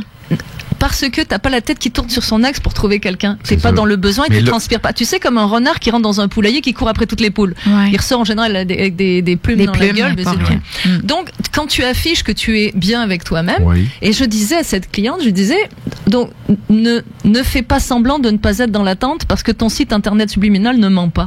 C'est-à-dire que tu dis, non, je suis pas dans l'attente. En fait, c'est faux. Okay. Et tu as la tête qui tourne sur son axe dès qu'il y a des hommes pour voir s'il est parmi eux. C'est faux. Et tu ne peux pas mentir avec un clavier comme sur les sites de rencontres. Ouais. J'ai réglé mon passé, j'ai cheminé. T'as réglé quoi? Rien, je me suis endormie sur la dernière relation, j'ai cheminé, j'ai lu un livre de Pascal Piquet ou je suis allé à une conférence et puis c'est bon, j'ai tout compris de la vie. Ouais. Non. Ça, on ment. Donc, tu ne peux pas mentir dans ton site internet subliminal. Et d'ailleurs, si la personne prend le temps de mentionner ça, souvent, c'est un signe que c'est pas réglé. Parce que si la personne qui s'affiche sur un site, elle a pas besoin de dire que son passé est réglé. Il est censé être réglé. Ah, ça, oui, normalement. C'est ça. Normalement, mais c'est assez amusant tout ce qu'on peut y trouver. Hein. Donc, ton site internet subliminal ne ment pas. Donc, si tu es dans l'attente, tu dégoulines le besoin. Tu dégoulines le besoin. Et puis une personne équilibrée, elle veut surtout pas de quelqu'un qui est dans le besoin. Et en dégoulinant le besoin, c'est comme le sang qui attire les requins dans la mer. Hein, tu vas attirer des prédateurs. Les requins vont arriver. Donc c'est de travailler sur soi de façon à être bien avec soi-même, en ayant confiance en soi et en l'univers, en ayant confiance qu'on est un roi ou une reine et qu'on va attirer quelqu'un de bien. Et j'ai eu cette confiance-là pendant 11 ans. Et je peux vous dire que tout mon entourage peut le certifier. Et ma fille en premier, Cassandre, pendant 11 ans, à aucun moment, et pourtant j'en ai entendu des bêtises, hein, à aucun moment, je n'ai perdu la foi en le fait que j'allais rencontrer quelqu'un. Et pourtant, on me disait, mais tu te rends compte, t'as pas eu de sexe pendant 11 ans, tu vas faire fuir tous les hommes. Après, on me disait, mais avec le métier que tu as, ils vont tous avoir peur. Et, j'en ai entendu, t'es un mouton à 5 pattes. Bah oui, un mouton à 5 pattes. Si un mouton à 5 pattes est sur cette planète, il y a un autre mouton à 5 pattes quelque part. Je l'ai trouvé aussi. Tu vois? Ça, Donc, et puis le coup t'as pas eu de relation sexuelle depuis longtemps, tu vas faire peur à un homme. Bah bravo. Tu sais, c'est comme si tu accumulais 11 ans de pression sexuelle, tu sais, là, puis que le pauvre homme, il ouvre la boîte de Pandore, tu exploses. Dans la première nuit, le gars, on le retrouve déchiqueté à Rimouski, tu sais. Ça n'a pas de sens. Ça n'a aucun sens. Au contraire. C'est sûr. Je disais que j'étais redevenue vierge. En France, les casiers judiciaires redeviennent vierges au bout de 4 ans. Moi, là, j'étais plusieurs fois vierge. Mon amoureux, il n'a eu peur ni du métier que je faisais ou que je fais, ni du fait que j'avais pas eu de relation sexuelle depuis longtemps. Il a pris ça comme un hommage. Et quand il m'a fait la cour, il m'a dit, je veux que tu sois vraiment sûr de toi parce que je ne veux pas griller 11 ans d'abstinence. Donc, c'était précieux pour nous. Et il a été flatté que je le choisisse parce que je lui ai dit, je te choisis. Mais choisissez avec votre côté adulte et avec votre équilibre, pas avec votre enfant intérieur et votre zizi. Ça fait toute une différence. Ou pas ne recrutez pas le moins pire. Vous voulez le meilleur parce que tu peux tomber dans le piège de ça aussi. Ça fait longtemps que tu es toute seule ou tu es convaincu que pas assez belle, pas assez bonne, j'ai des enfants, que tu rencontreras pas. Fait que là, tu te limites au moins pire. Tu te dis, je vais le prendre parce que d'un coup, j'en ai pas d'autres. Et ça, c'est le pire qui soit. Là, ça, c'est Oscar Wilde. J'adore sa phrase. J'ai les goûts les plus simples du monde. Je me contente du meilleur. Donc, que valez-vous? Le pire, vous l'avez vécu, mesdames et messieurs. En tout cas, si vous êtes en train de le vivre, sortez-en. Mais ensuite, l'étape suivante, après le pire, c'est le moins pire. C'est une expression québécoise, j'aime ça. C'est le moins pire ou le meilleur? C'est ça. Bon, il y en a qui... Vous pouvez choisir le moins pire, mais ce sera pas le meilleur. Non, c'est ça. Donc, ça va clasher à un moment donné. Ça durera pas, comme le disent certains magazines féminins, ça va durer 7 ans et puis après, ça va clasher.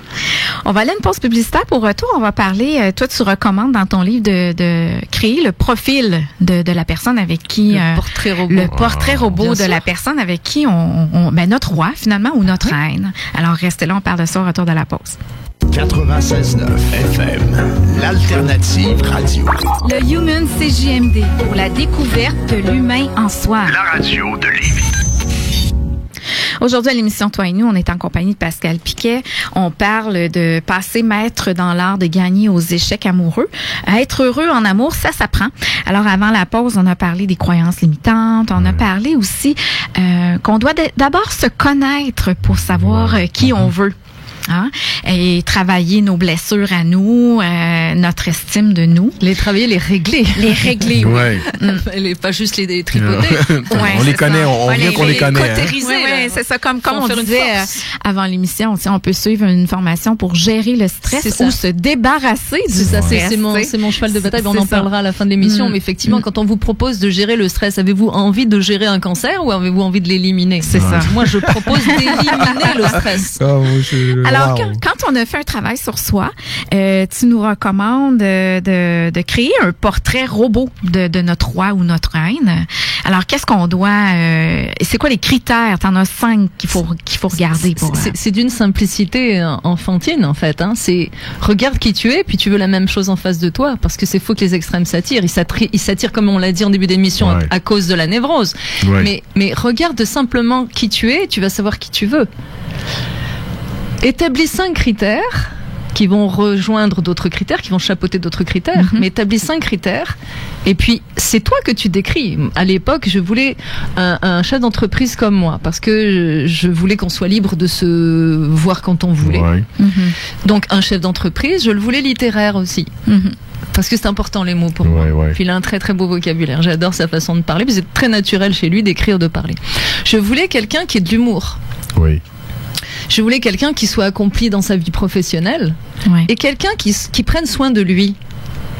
Parce que je prends soin de moi. Donc, et pour moi, quelqu'un qui prend soin de lui, puis qui a un corps qui est athlétique, je veux dire pas un bodybuildé, ça veut dire que c'est quelqu'un de proactif. Voilà.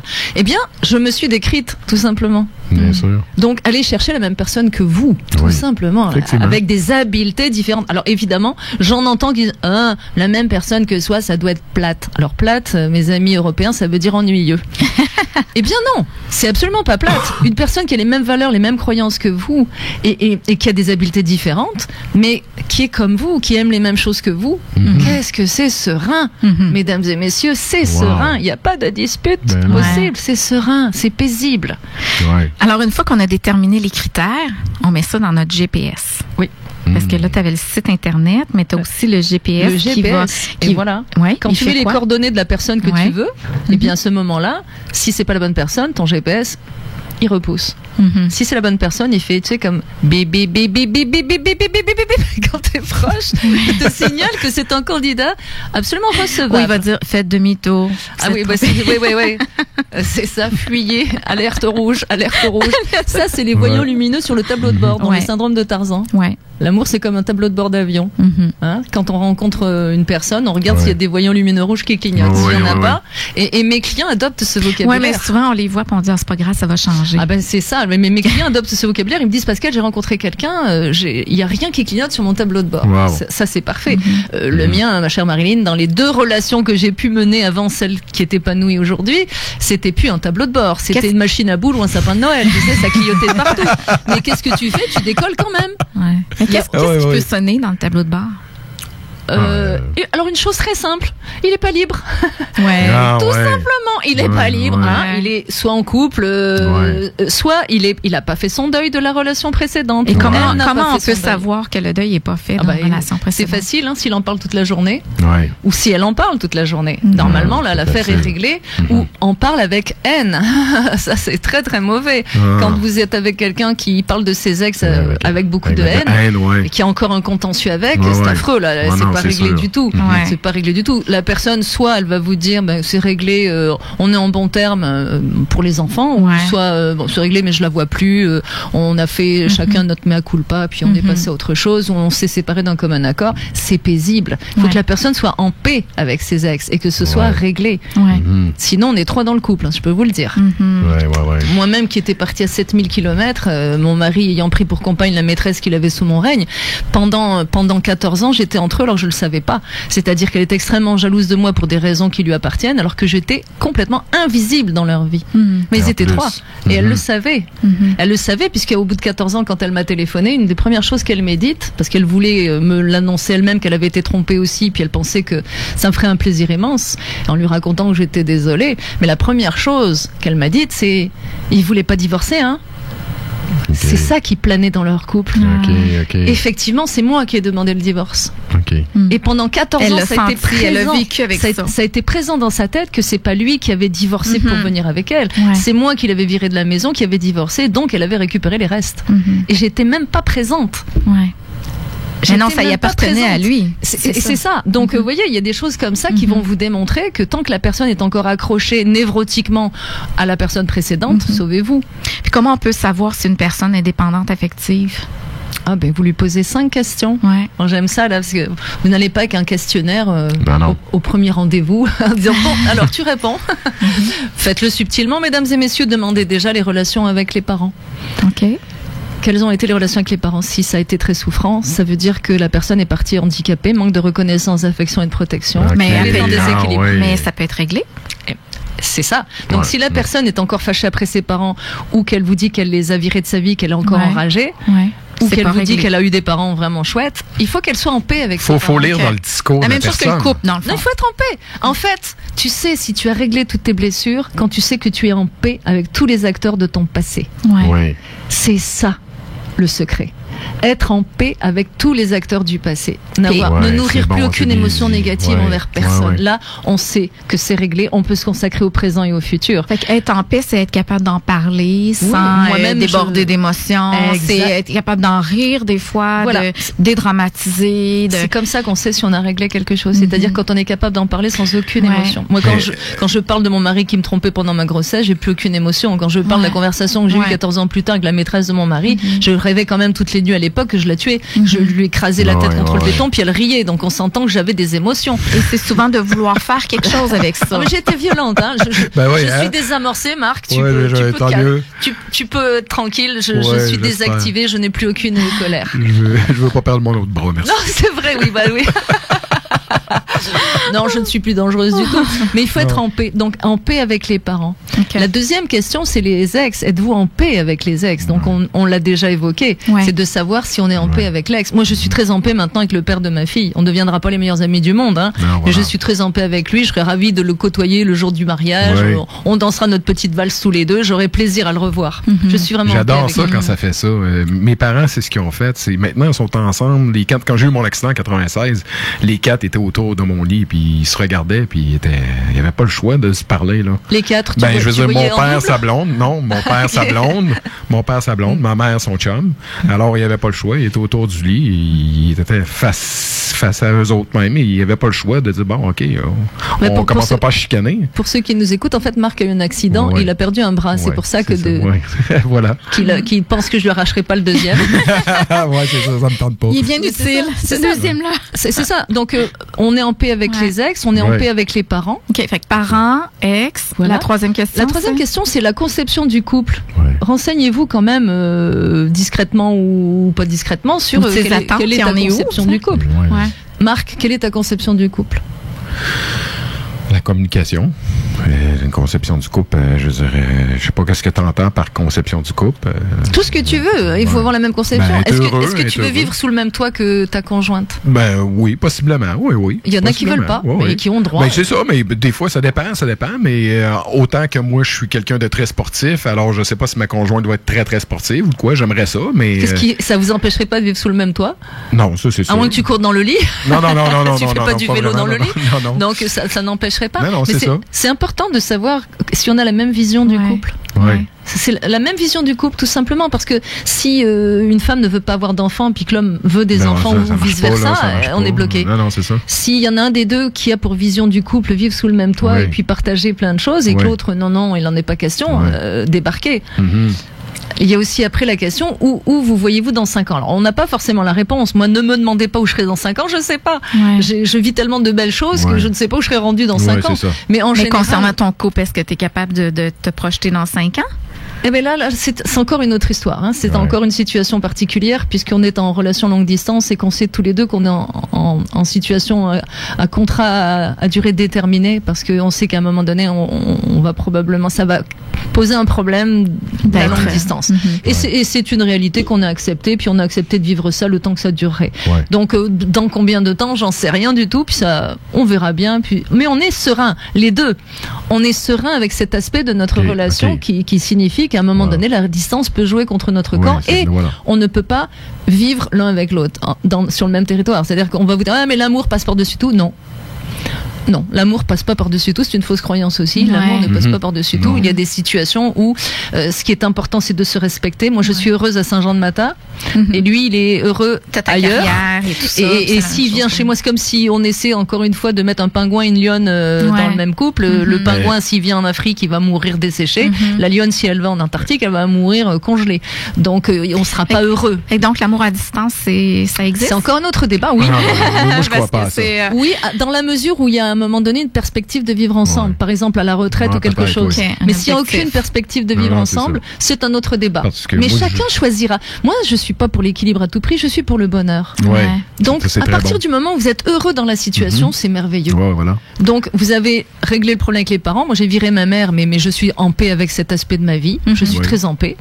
J'ai de la compassion pour elle, mais on s'entend pas, c'est tout. Les ex, c'est réglé. J'ai vraiment absolument aucune émotion négative ne traîne sous cet aspect-là. Ma conception du couple, eh bien, elle est ce qu'elle est, la même que mon amoureux. De toute façon, je ne pourrais pas vivre avec un homme à la maison puisque je fais des coachings VIP d'une semaine. Donc, je prends des clients européens en individuel pendant une semaine. Je peux pas l'envoyer à l'hôtel du village. Ou je prends des clients sur 2 jours. Donc, je pourrais pas. La longue distance, en tout cas qu'on ne vive pas ensemble, est un plus pour nous. Et lui non plus pourrait pas m'avoir dans les pattes en permanence. On est deux entrepreneurs assez proactifs. Bon, on a besoin d'être sur nos planètes.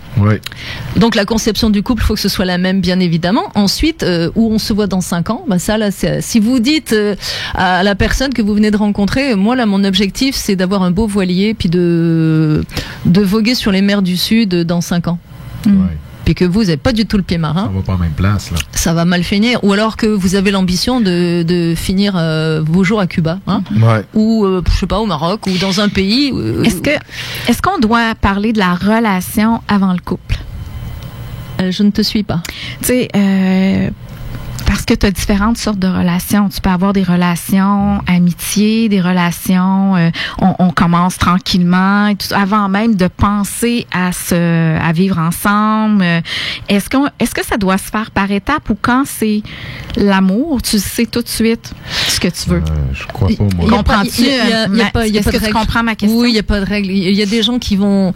Si tu pars d'un coup de foudre entre personnes équilibrées, il faut respecter les consignes de sécurité. Il faut les respecter. Elles sont dans le livre Gagner au jeu des échecs amoureux. Poser toutes les questions, et si toutes les questions sont, les réponses sont vraiment en faveur d'une possibilité de couple, mais il faut quand même y aller doucement. Il faut pas se donner au bout de 2 ou 3 jours, là. Faut quand même y aller tranquillement. Mais c'est sûr qu'après, chacun ira à sa vitesse. 2 personnes qui s'entendent vraiment bien, ça peut aller très vite. Mais il faut que les 2 personnes restent dans la confiance. Une relation sexuelle envisagée alors qu'on n'a pas encore confiance en l'autre, ça va être un massacre à la tronçonneuse. Et je m'en allais directement là parce qu'on a reçu Jean Nadeau et Yvon Dallaire la semaine passée, je pense. La théorie de Jean Nadeau, c'était on couche pas avant 1 mois.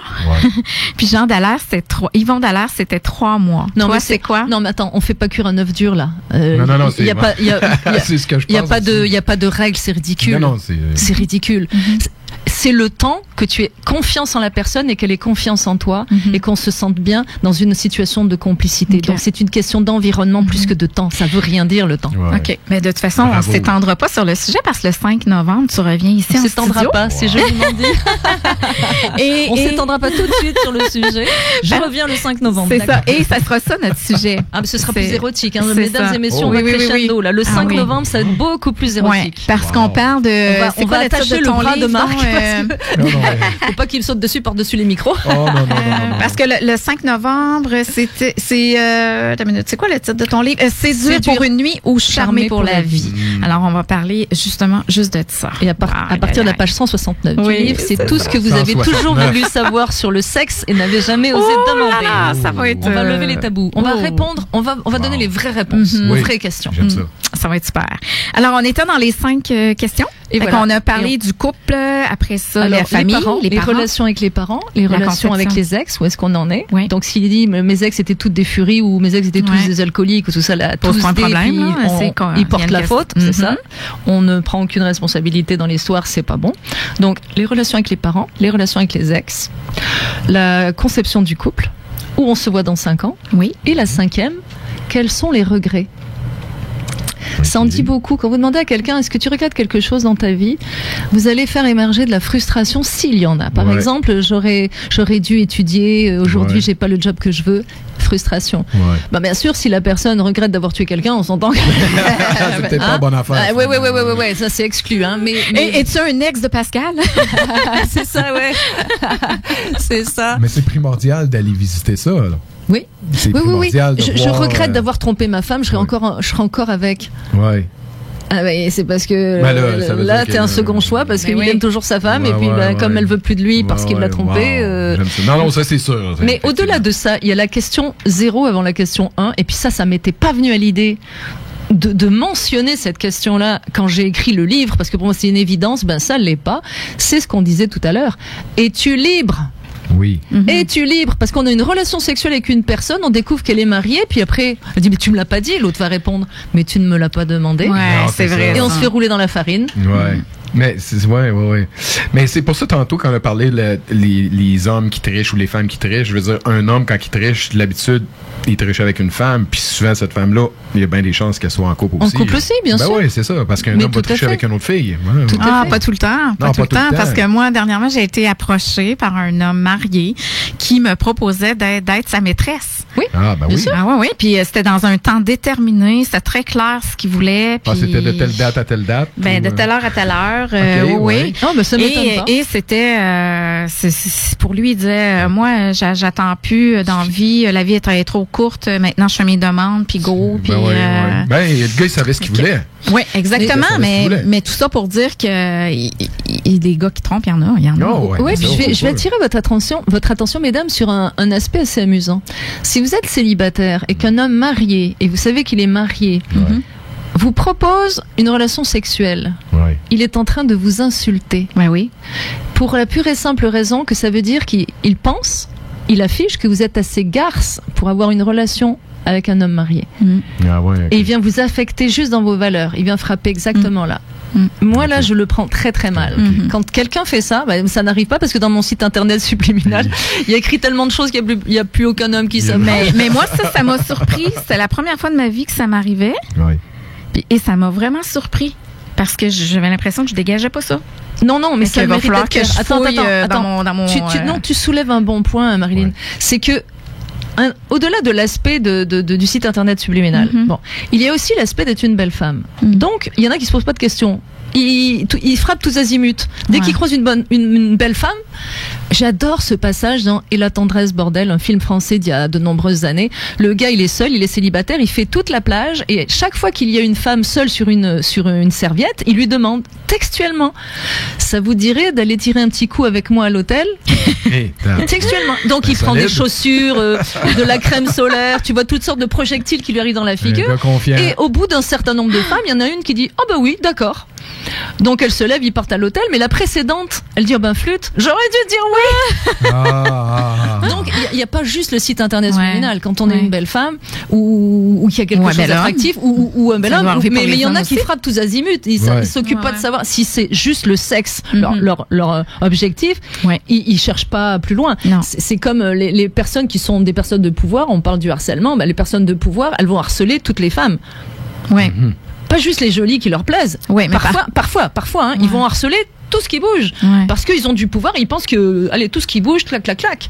C'est Ouais. même plus une question que tu sois belle ou pas, c'est une question bestiale de sexe. Ouais, Là, ouais, on est dans les bas-fonds, là. Hein. On est dans ceux qui sont accros au sexe et qui se servent de leur pouvoir de dominateur pour Ok. contrôler des femmes. Donc, ce que je retiens, c'est qu'il faut pas, si une expérience comme ça nous arrive, faut pas vraiment se taper sur la tête de Non. dire, ben là, j'ai ça dans mon GPS. Ça Non, se non. peut que ça arrive ponctuellement comme ça. là, Oui, avec, à cause de avec ce les que l'autre kamikazes, porte. avec les kamikazes C'est ça. qui frappent tous azimuts. Mhm. Ils proposent à tout le monde, comme le gars qui Ouais. remonte la plage, qui propose Ouais. à chaque femme, et il y en Ben, a c'est une. ça. Il s'en fout qu'elle soit belle ou moche, il propose à toutes les femmes célibataires, puis il y en a une qui dit oui, bah, youpla boum. C'est une stratégie. Il a le droit. Et youp, la Ouais. boum. Il a le droit. Bah Ouais. oui, bah, tu as le droit de dire non aussi, Ouais. ma foi. Ouais, Parce que je effectivement. signale aussi qu'au Québec c'est facile, hein. Il y a des femmes qui carrément attrapent le gars par la cravate et le traînent à la maison. Donc bah ça vaut le détour aussi. Ou- Il y a des m'est jamais chanceux, arrivé, Marc, moi, hein, il y a ça. des chanceux. Moi, ça m'est jamais arrivé. Ça m'est jamais arrivé des choses comme ça. Jamais. Mais là-dessus, on va aller à une pause publicitaire. Puis au retour, on va parler de la technique tête, cœur, trip, Pascal. Restez là.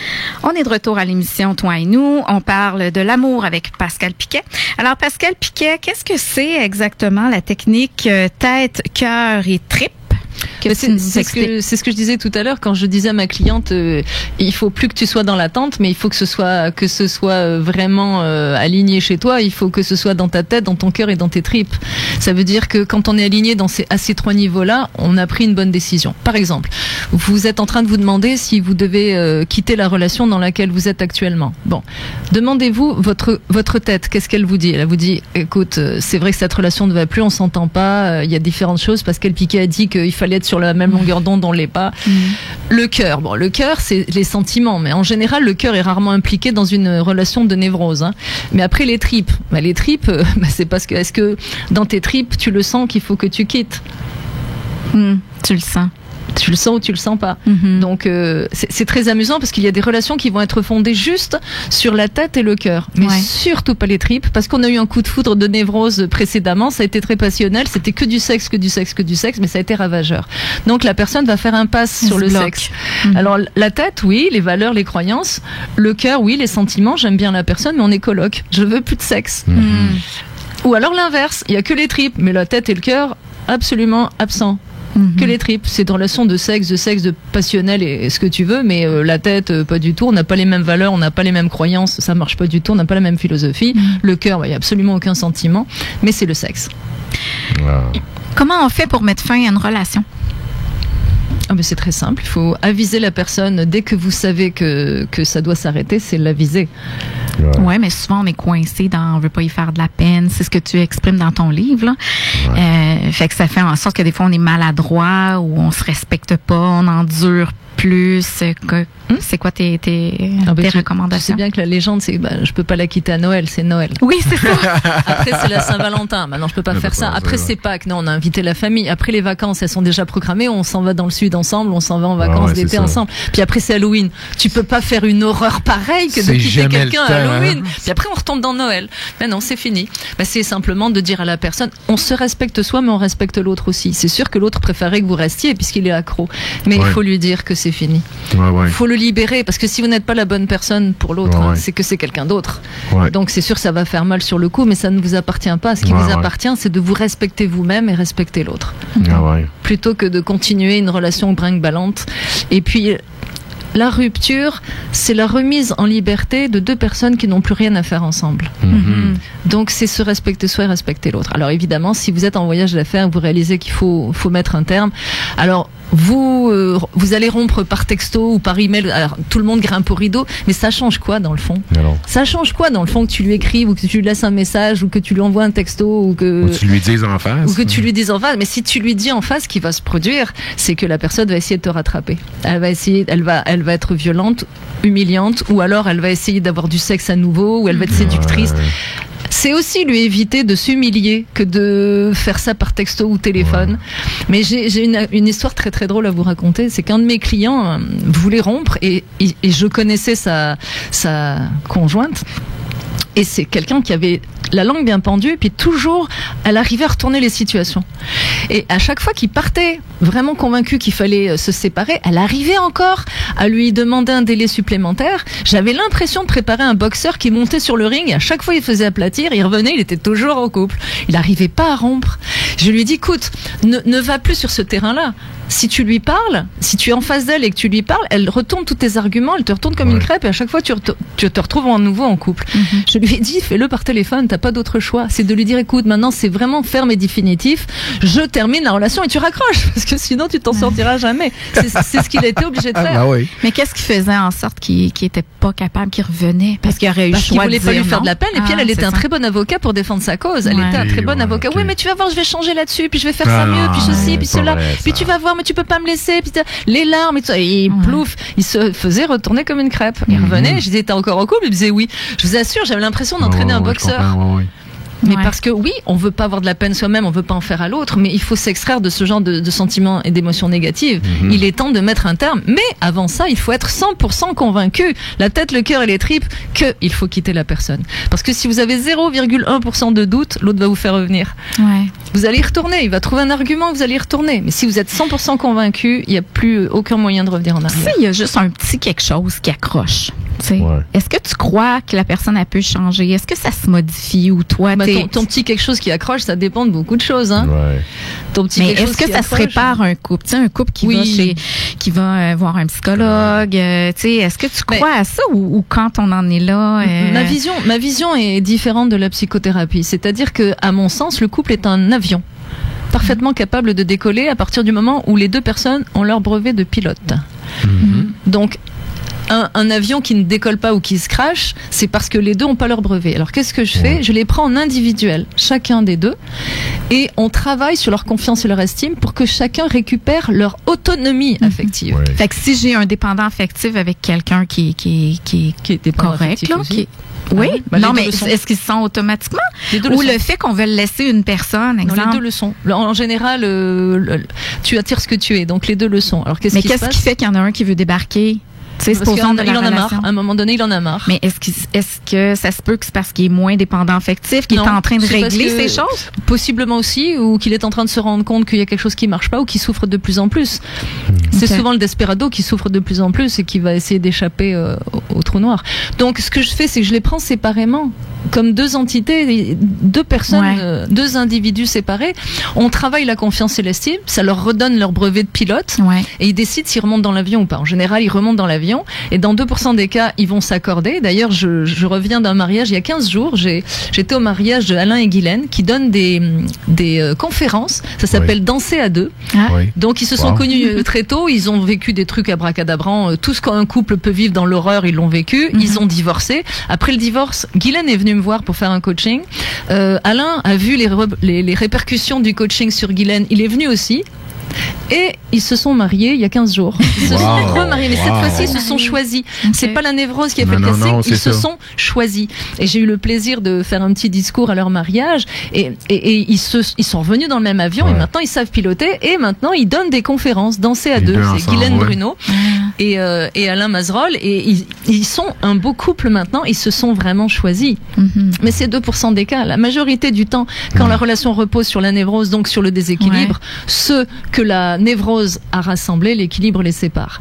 Mais au moins, même s'il y a séparation, ils ont leur brevet de pilote. Ils sont autonomes et la séparation va se passer dans les meilleures conditions qui soient, et je les accompagne là-dedans. OK, fait que tu accompagnes aussi les gens dans la séparation. Absolument, absolument. Mais au moins, ils comprennent pourquoi ils n'ont plus rien à faire ensemble, et ils comprennent que l'autre personne n'était pas la bonne personne. Ouais, c'est ça. Et ils peuvent se quitter avec beaucoup de respect, mais comprendre que ça reposait sur des mauvaises cartes. Ils sont partis avec les mauvaises cartes. Ils ont fait un choix avec les mauvaises cartes. Il n'y avait pas le même code. Non. Tu parles de ça, le code dans ton livre. C'est là que je veux glisser, le code AXB12. AXB12, je l'ai inventé. Ça ne veut rien dire de particulier. Quand j'étais petite, on jouait au mariage chinois. Il y avait 5 garçons et 5 filles. Et donc, les filles et les garçons choisissaient un chiffre de 1 à 5. Puis après, on disait numéro 5. Alors, le garçon 5 sortait du rang, la fille 5 sortait du rang, puis on se faisait un bisou sur la joue.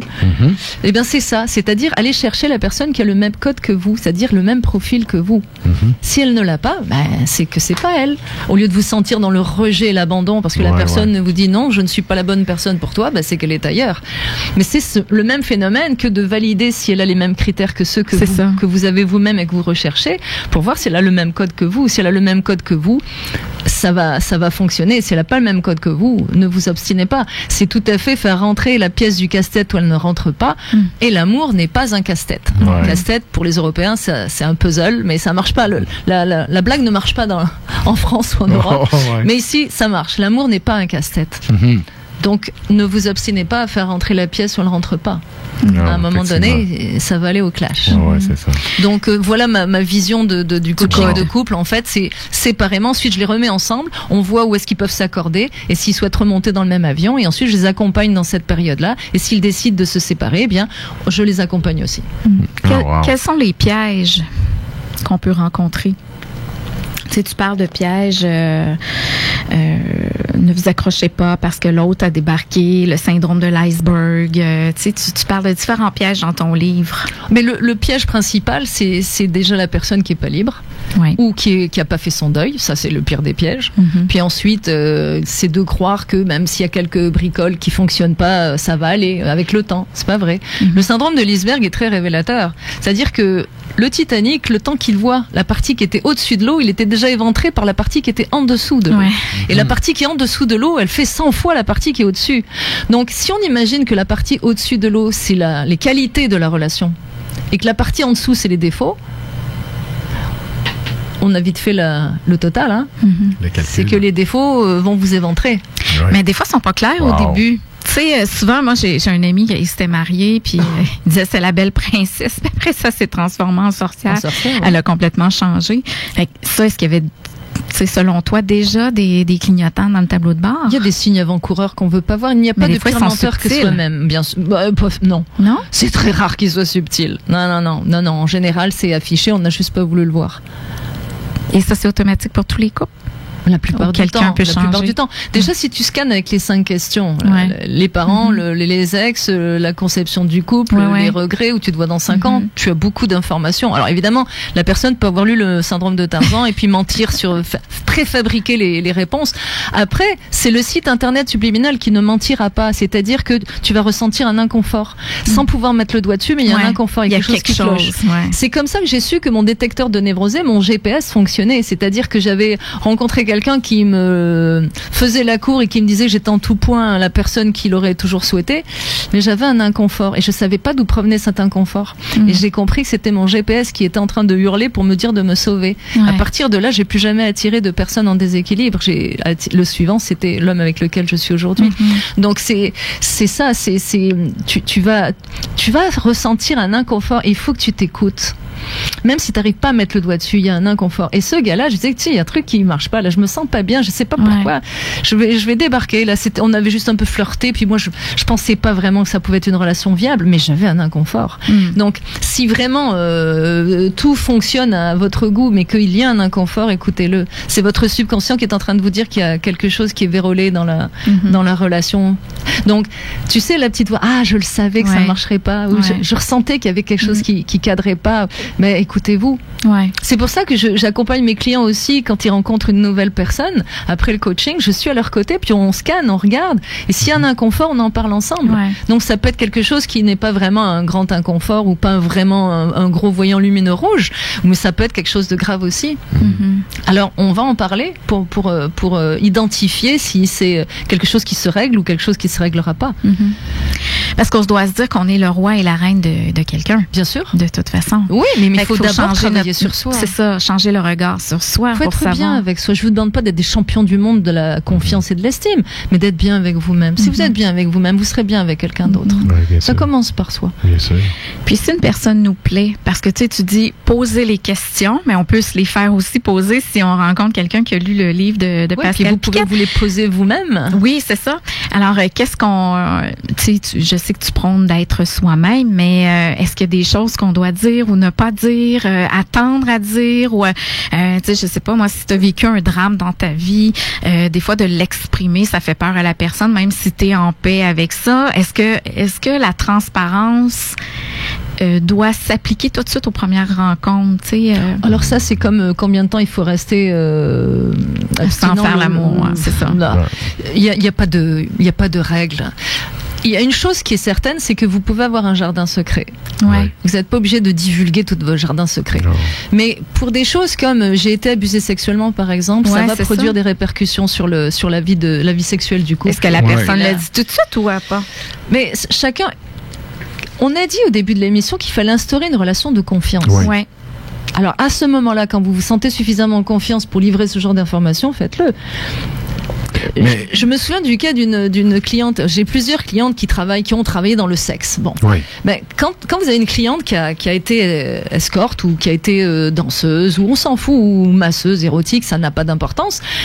Est-ce qu'elle doit le dire à son conjoint, sa nouvelle rencontre ou pas? Le risque qu'elle va prendre, c'est qu'il la prenne par quelqu'un d'autre. Ouais, c'est sûr. Et s'il la juge, et si il la juge parce qu'elle a fait ce métier-là, est-ce qu'il est la bonne personne? Non, c'est sûr que non. Il y a aussi un autre problème, les maladies sexuellement transmissibles, l'herpès génital. Oui. Est-ce que je dois le dire ou pas? Mais oui, il faut le dire. Ben oui, mais peut-être pas juste avant le dessert, dans la première rencontre le soir au restaurant. Mais oui, ce sont des informations qu'il faut livrer. Et si la personne, elle a vraiment de l'intérêt pour vous, elle va passer par-dessus ça. Alors évidemment, les névrosés vont vous dire non, attends qu'il soit bien accroché, puis quand il sera bien accroché, tu lui diras. Non. S'il s'enfuit en courant, hein. Et puis si c'est quelqu'un d'équilibré, il sera fâché que vous l'ayez pas dit tout de suite. Ça veut dire que tu manquais de confiance en moi, t'attendais que je sois accroché, mais comme je suis pas dépendant, je m'en vais. Tu as manqué de confiance en moi. Non, j'avais rencontré une amie, puis elle m'avait dit ça au départ, qu'elle avait l'herpès génital. J'ai fait OK, mais elle me l'avait dit au début, puis j'ai fait OK, c'est correct. J'ai dit quel est le risque, ainsi de suite, mais ça a resté comme ça, puis regarde, je me suis pas enfui. Tiens, Marc, toi, si tu avais une conversation téléphonique avec une dame pour les hasards de la vie et que évidemment vous avez de l'intérêt l'un pour l'autre, à quel moment tu veux lui dire que tu n'as qu'un bras? Oui, je le dis tout de suite au début. Voilà. Oui, je le dis tout de suite au début, parce que je veux pas de toute façon, ils vont me voir. Je me cache pas derrière une photo. Mais c'est ça. Donc ça, c'est visible. C'est ça. C'est comme ça. Tu le dis tout de suite. Voilà. T'attends pas de la charmer au téléphone jusqu'à ce qu'elle soit assez accro pour dire tiens, en passant, j'ai qu'un bras. Non, du tout. Moi, je suis très, très, très transparent. Voilà. Je suis très transparent de qui je suis, comment je suis, puis. Alors imagine, c'est sûr que moi au premier rendez-vous, je disais pas j'ai essayé de tuer mes 2 conjoints, je suis tombée dans l'alcool, j'ai pas eu de relation sexuelle depuis 11 ans, je pratique les arts martiaux, je sais me servir d'une tronçonneuse. Ça fait peur à un homme, ça. C'est clair. 11 ans de temps, pas de relation. Mais ça je l'affichais, ça m'amusait. Oui. Oui, parce que quitte à faire peur, fait peur. Au moins là, tu perds pas de temps. Il détale comme un lapin, tu perds pas de temps. Mais celui qui reste, c'est qu'il a une solide confiance en lui, et puis mais quand on parle à la personne, puis elle me dit, puis elle est intelligente, puis elle dit ça fait 11 ans de temps, je vais comme écoute, c'est très bon. 11 ans, une semaine, 10 ans, c'est juste que la personne s'est respectée pendant 11 ans. C'est ça. C'est respectable que la personne se respecte. Oui. Comme quand on me demande à la campagne, je vis seule dans une grande maison au milieu de mon bois, là, t'as pas peur qu'un homme rentre? À l'époque, je disais, mais un homme rentrerait chez moi, tu crois? J'ai pas eu de relation sexuelle depuis 11 ans, je sais me servir d'une tronçonneuse, je pratique les arts martiaux et je failli tuer 2 hommes. Tu penses qu'il y a un fou qui va rentrer chez moi? C'est sûr. C'est un passé, je dis bien. Tu pouvais laisser les fenêtres ouvertes, les portes aussi. Il n'y a personne qui essaie d'entrer chez moi. De toute façon, dans ton radar, dans ton GPS, t'avais mis ça. Mais c'est ça. Mais oui. Non, mais c'est ça. Je dis ça pour blaguer. Ouais. Mais néanmoins, toutes ces choses-là n'ont pas repoussé l'homme avec lequel je suis aujourd'hui. Cela dit, j'ai entendu une conversation devant moi de 2 clients. Un qui disait, mais Pascal, elle a failli tuer ses 2 conjoints, elle est tombée dans l'alcool. Moi, là, j'en voudrais pas parce qu'elle peut retomber dans l'alcool et tuer le 3e. Et l'autre dit, non, moi, au contraire, je la trouve extraordinaire après tout ce qu'elle a traversé d'être ce qu'elle est. Les deux ont raison. Les deux ont raison, ce sont leurs perceptions. C'est ça. Ils ont droit à leur perception. J'aime mieux connaître quelqu'un qui a vécu beaucoup de choses négatives.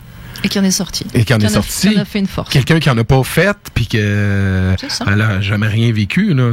Donc, pour répondre à ta question, Marilyn, ça repose toujours sur la confiance. Quand je suis en confiance avec quelqu'un, en complicité, bien, je vais lui livrer des informations. Ça lui fait peur, ça lui fait pas peur. Mais on met la table tout de suite. Si ça lui fait peur, tant mieux. Allez hop, un candidat rejeté, il n'y a pas besoin. Voilà, next. Appel suivant. Vous avez l'heure juste. T'as pas de temps à perdre avec quelqu'un. Non, vous avez l'heure juste. C'est ça, On va une dernière pause publicitaire pour retour. C'est déjà le temps de la conclusion. Et que c'est intéressant de parler d'amour. Aujourd'hui, à l'émission Toi et nous, avec Pascal Piquet, on parlait de être heureux en amour, ça s'apprend. Pascal, tu nous as donné plein de trucs. Alors, dis-moi, puis on s'est basé sur ton livre Gagner au jeu des échecs amoureux. Aux éditions Béliveau Éditeur. Oui, c'est ça. Et qui est disponible dans toutes les librairies. Normalement. Oui. Et en terminant, le dernier truc que j'aimerais avoir de toi, c'est comment on règne à deux. Supposons que c'est un roi et une reine qui se rencontrent. Alors, comment on fait pour que ça dure puis régner ensemble? Eh bien, c'est toujours avec les mêmes ingrédients. C'est la confiance en soi, la confiance en l'autre, le respect et ce petit je ne sais quoi qui fait qu'on a une attirance sexuelle. C'est chimique, mais pas névrotique. Ouais. Donc c'est surtout d'avoir cette conscience qu'on a une chance inouïe d'avoir rencontré quelqu'un qui est sur la même longueur d'onde que soi. Tu sais, on peut avoir de l'influence sur notre vie professionnelle, de l'influence sur notre vie sociale. Mais quand est-ce que tu vas rencontrer la bonne personne? On n'en a pas. La seule chose qu'on puisse faire, c'est de rayonner pour attirer un soleil. C'est d'être bien avec soi pour croiser une autre personne qui est bien avec elle et qui dit, hop, cette personne-là, elle a quelque chose de spécial. Donc, mesdames, c'est de rayonner pour qu'un homme vienne vers vous parce que ce rayonnement l'attire et qu'il comprend que vous êtes sur la même longueur d'onde. Et puis, messieurs, c'est d'aller au-devant des dames qui vous attirent, que vous trouvez à votre goût. Et puis, de leur faire la cour. Ouais. Et quand on est courtois et bien élevé, l'homme est galant et la femme est courtoise. Donc, l'homme s'approche galamment et la femme les conduit ou lui donne le feu vert avec courtoisie. Fait qu'on doit pas laisser notre peur de pas être à la hauteur, rejeter une personne qui peut être intéressante. Toutes les peurs, elles viennent de l'enfant intérieur. Elles viennent donc du manque de confiance et d'estime. Et du coup, on va saboter. Moi, je me souviens, Mathieu Béliveau, qui est mon éditeur, donc les Béliveau éditeurs, est un très bel homme. Et je me souviens, la première conférence que j'ai donnée en 2006, il était présent et je vois une femme qui passe à côté de nous et qui dit à ses copines, elle allait à la conférence, qui dit à ses copines, oh, il est trop beau pour moi. Un homme comme ça, je pourrais pas. Pour deux raisons, parce qu'elle pense que jamais il s'intéressera à elle, et ensuite elle ne pourrait pas être avec un homme aussi beau parce qu'elle aurait peur qu'il la trompe. Ah, c'est ça. Mais un homme ou une femme, c'est pas une mobilette, on les vole pas. Hein. Donc elle aurait trop peur elle serait jalouse. Elle aurait trop peur qu'une autre femme parte avec parce qu'elle ne se sent pas légitime dans la relation. Elle est pas assez belle. Donc on s'entend que ça part vraiment de soi. Ça part de soi. S'il y avait que les Barbie et les Ken qui pouvaient se mettre en couple, on serait mal parti. Hein. Donc ça n'est pas une question de les beaux avec les belles et puis non, ça suffit. Ça là, c'est les gens confiants avec les gens confiants. Ça c'est important. Merci Pascal. C'était super intéressant. Fait que si les gens veulent en savoir plus sur le sujet, alors c'est le livre Gagner au jeu des échecs amoureux, être heureux en amour, ça s'apprend aux éditions Béliveau. On t'a reçu dans la saison dernière avec le syndrome de Tarzan aussi. Libérez-vous des lianes de la dépendance affective, qui est un best-seller. Oui. C'est ça. Puis le prochain, parce que tu reviens nous voir le 5 novembre, et celui-là, c'est... Séduire pour une nuit ou charmer pour la vie, point d'interrogation. Oui. Et tu m'as sorti de mes terres lointaines parce que je suis en période d'écriture pour le 4e. Pour un prochain. Quand est-ce qu'il sort, celui-là? Il va sortir en mai 2019 au Québec et en mars 2019 au Salon du Livre à Paris. Je travaille fort pour ça. Et il sera plus sur le côté axé côté professionnel. C'est du coaching que je fais dans ce livre. Du coaching et ce sera plus axé professionnel. Mais c'est pour tout le monde.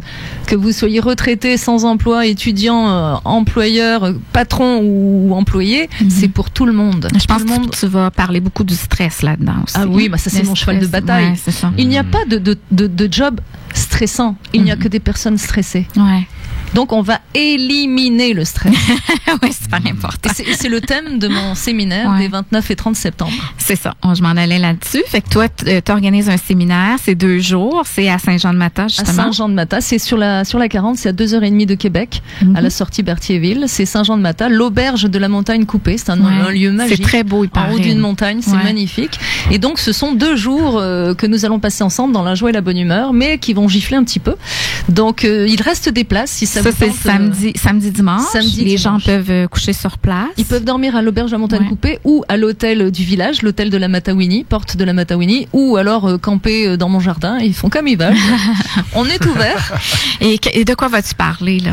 C'est vraiment, on part de la base de la dépendance affective, de expliquer les tenants et les aboutissants pour rejaillir sur le stress et l'anxiété. Comment s'en libérer? Parce que c'est possible. Et pour nos auditeurs, ceux qui vont t'écrire, en mentionnant le nom de Toi et nous, de l'émission, tu vas leur faire un petit cadeau. Oui, je leur fais un cadeau, c'est-à-dire qu'ils auront le prix spécial client. Donc Oui. les clients ont un prix de faveur. Et pour les auditeurs et auditrices de Toi et nous, eh bien, écrivez-moi un email sur mon adresse www.pascalpiquet.com. Vous allez trouver l'adresse email qui est pascal.piquet@sympathico.ca, mais vous trouverez mon adresse sur www.pascalpiquet.com. Écrivez-moi, j'ai entendu l'émission Toi et nous, et vous aurez le prix préférentiel client pour ce séminaire des 29 et 30 septembre. Puis moi, je regarde pour peut-être aller me joindre à vous le Ce serait dimanche. avec grand plaisir. Je donne une conférence grand plaisir. le 29, mais le 30, Et sinon, je donne vais des essayer coachings d'y par aller. Skype et puis des coachings sur 2 jours à Saint-Jean-de-Mata aussi, Wow. si vous voulez reprendre le contrôle de votre vie. Alors, les gens, de toute façon, on voit tout ça sur ton site Sur mon Internet. site, et j'ai une page Facebook sur laquelle j'écris mes phrases du jour. En ce moment, c'est un peu en stand-by parce que j'écris beaucoup pour mon Ouais. prochain livre, mais je communique beaucoup avec les personnes qui me lisent et qui me suivent. Donc, c'est ma page professionnelle Pascal Piquet Facebook. OK. Donc, vous Puis pouvez intervenir redis ton aussi. site Internet en terminant. www.pascalpiquet.com.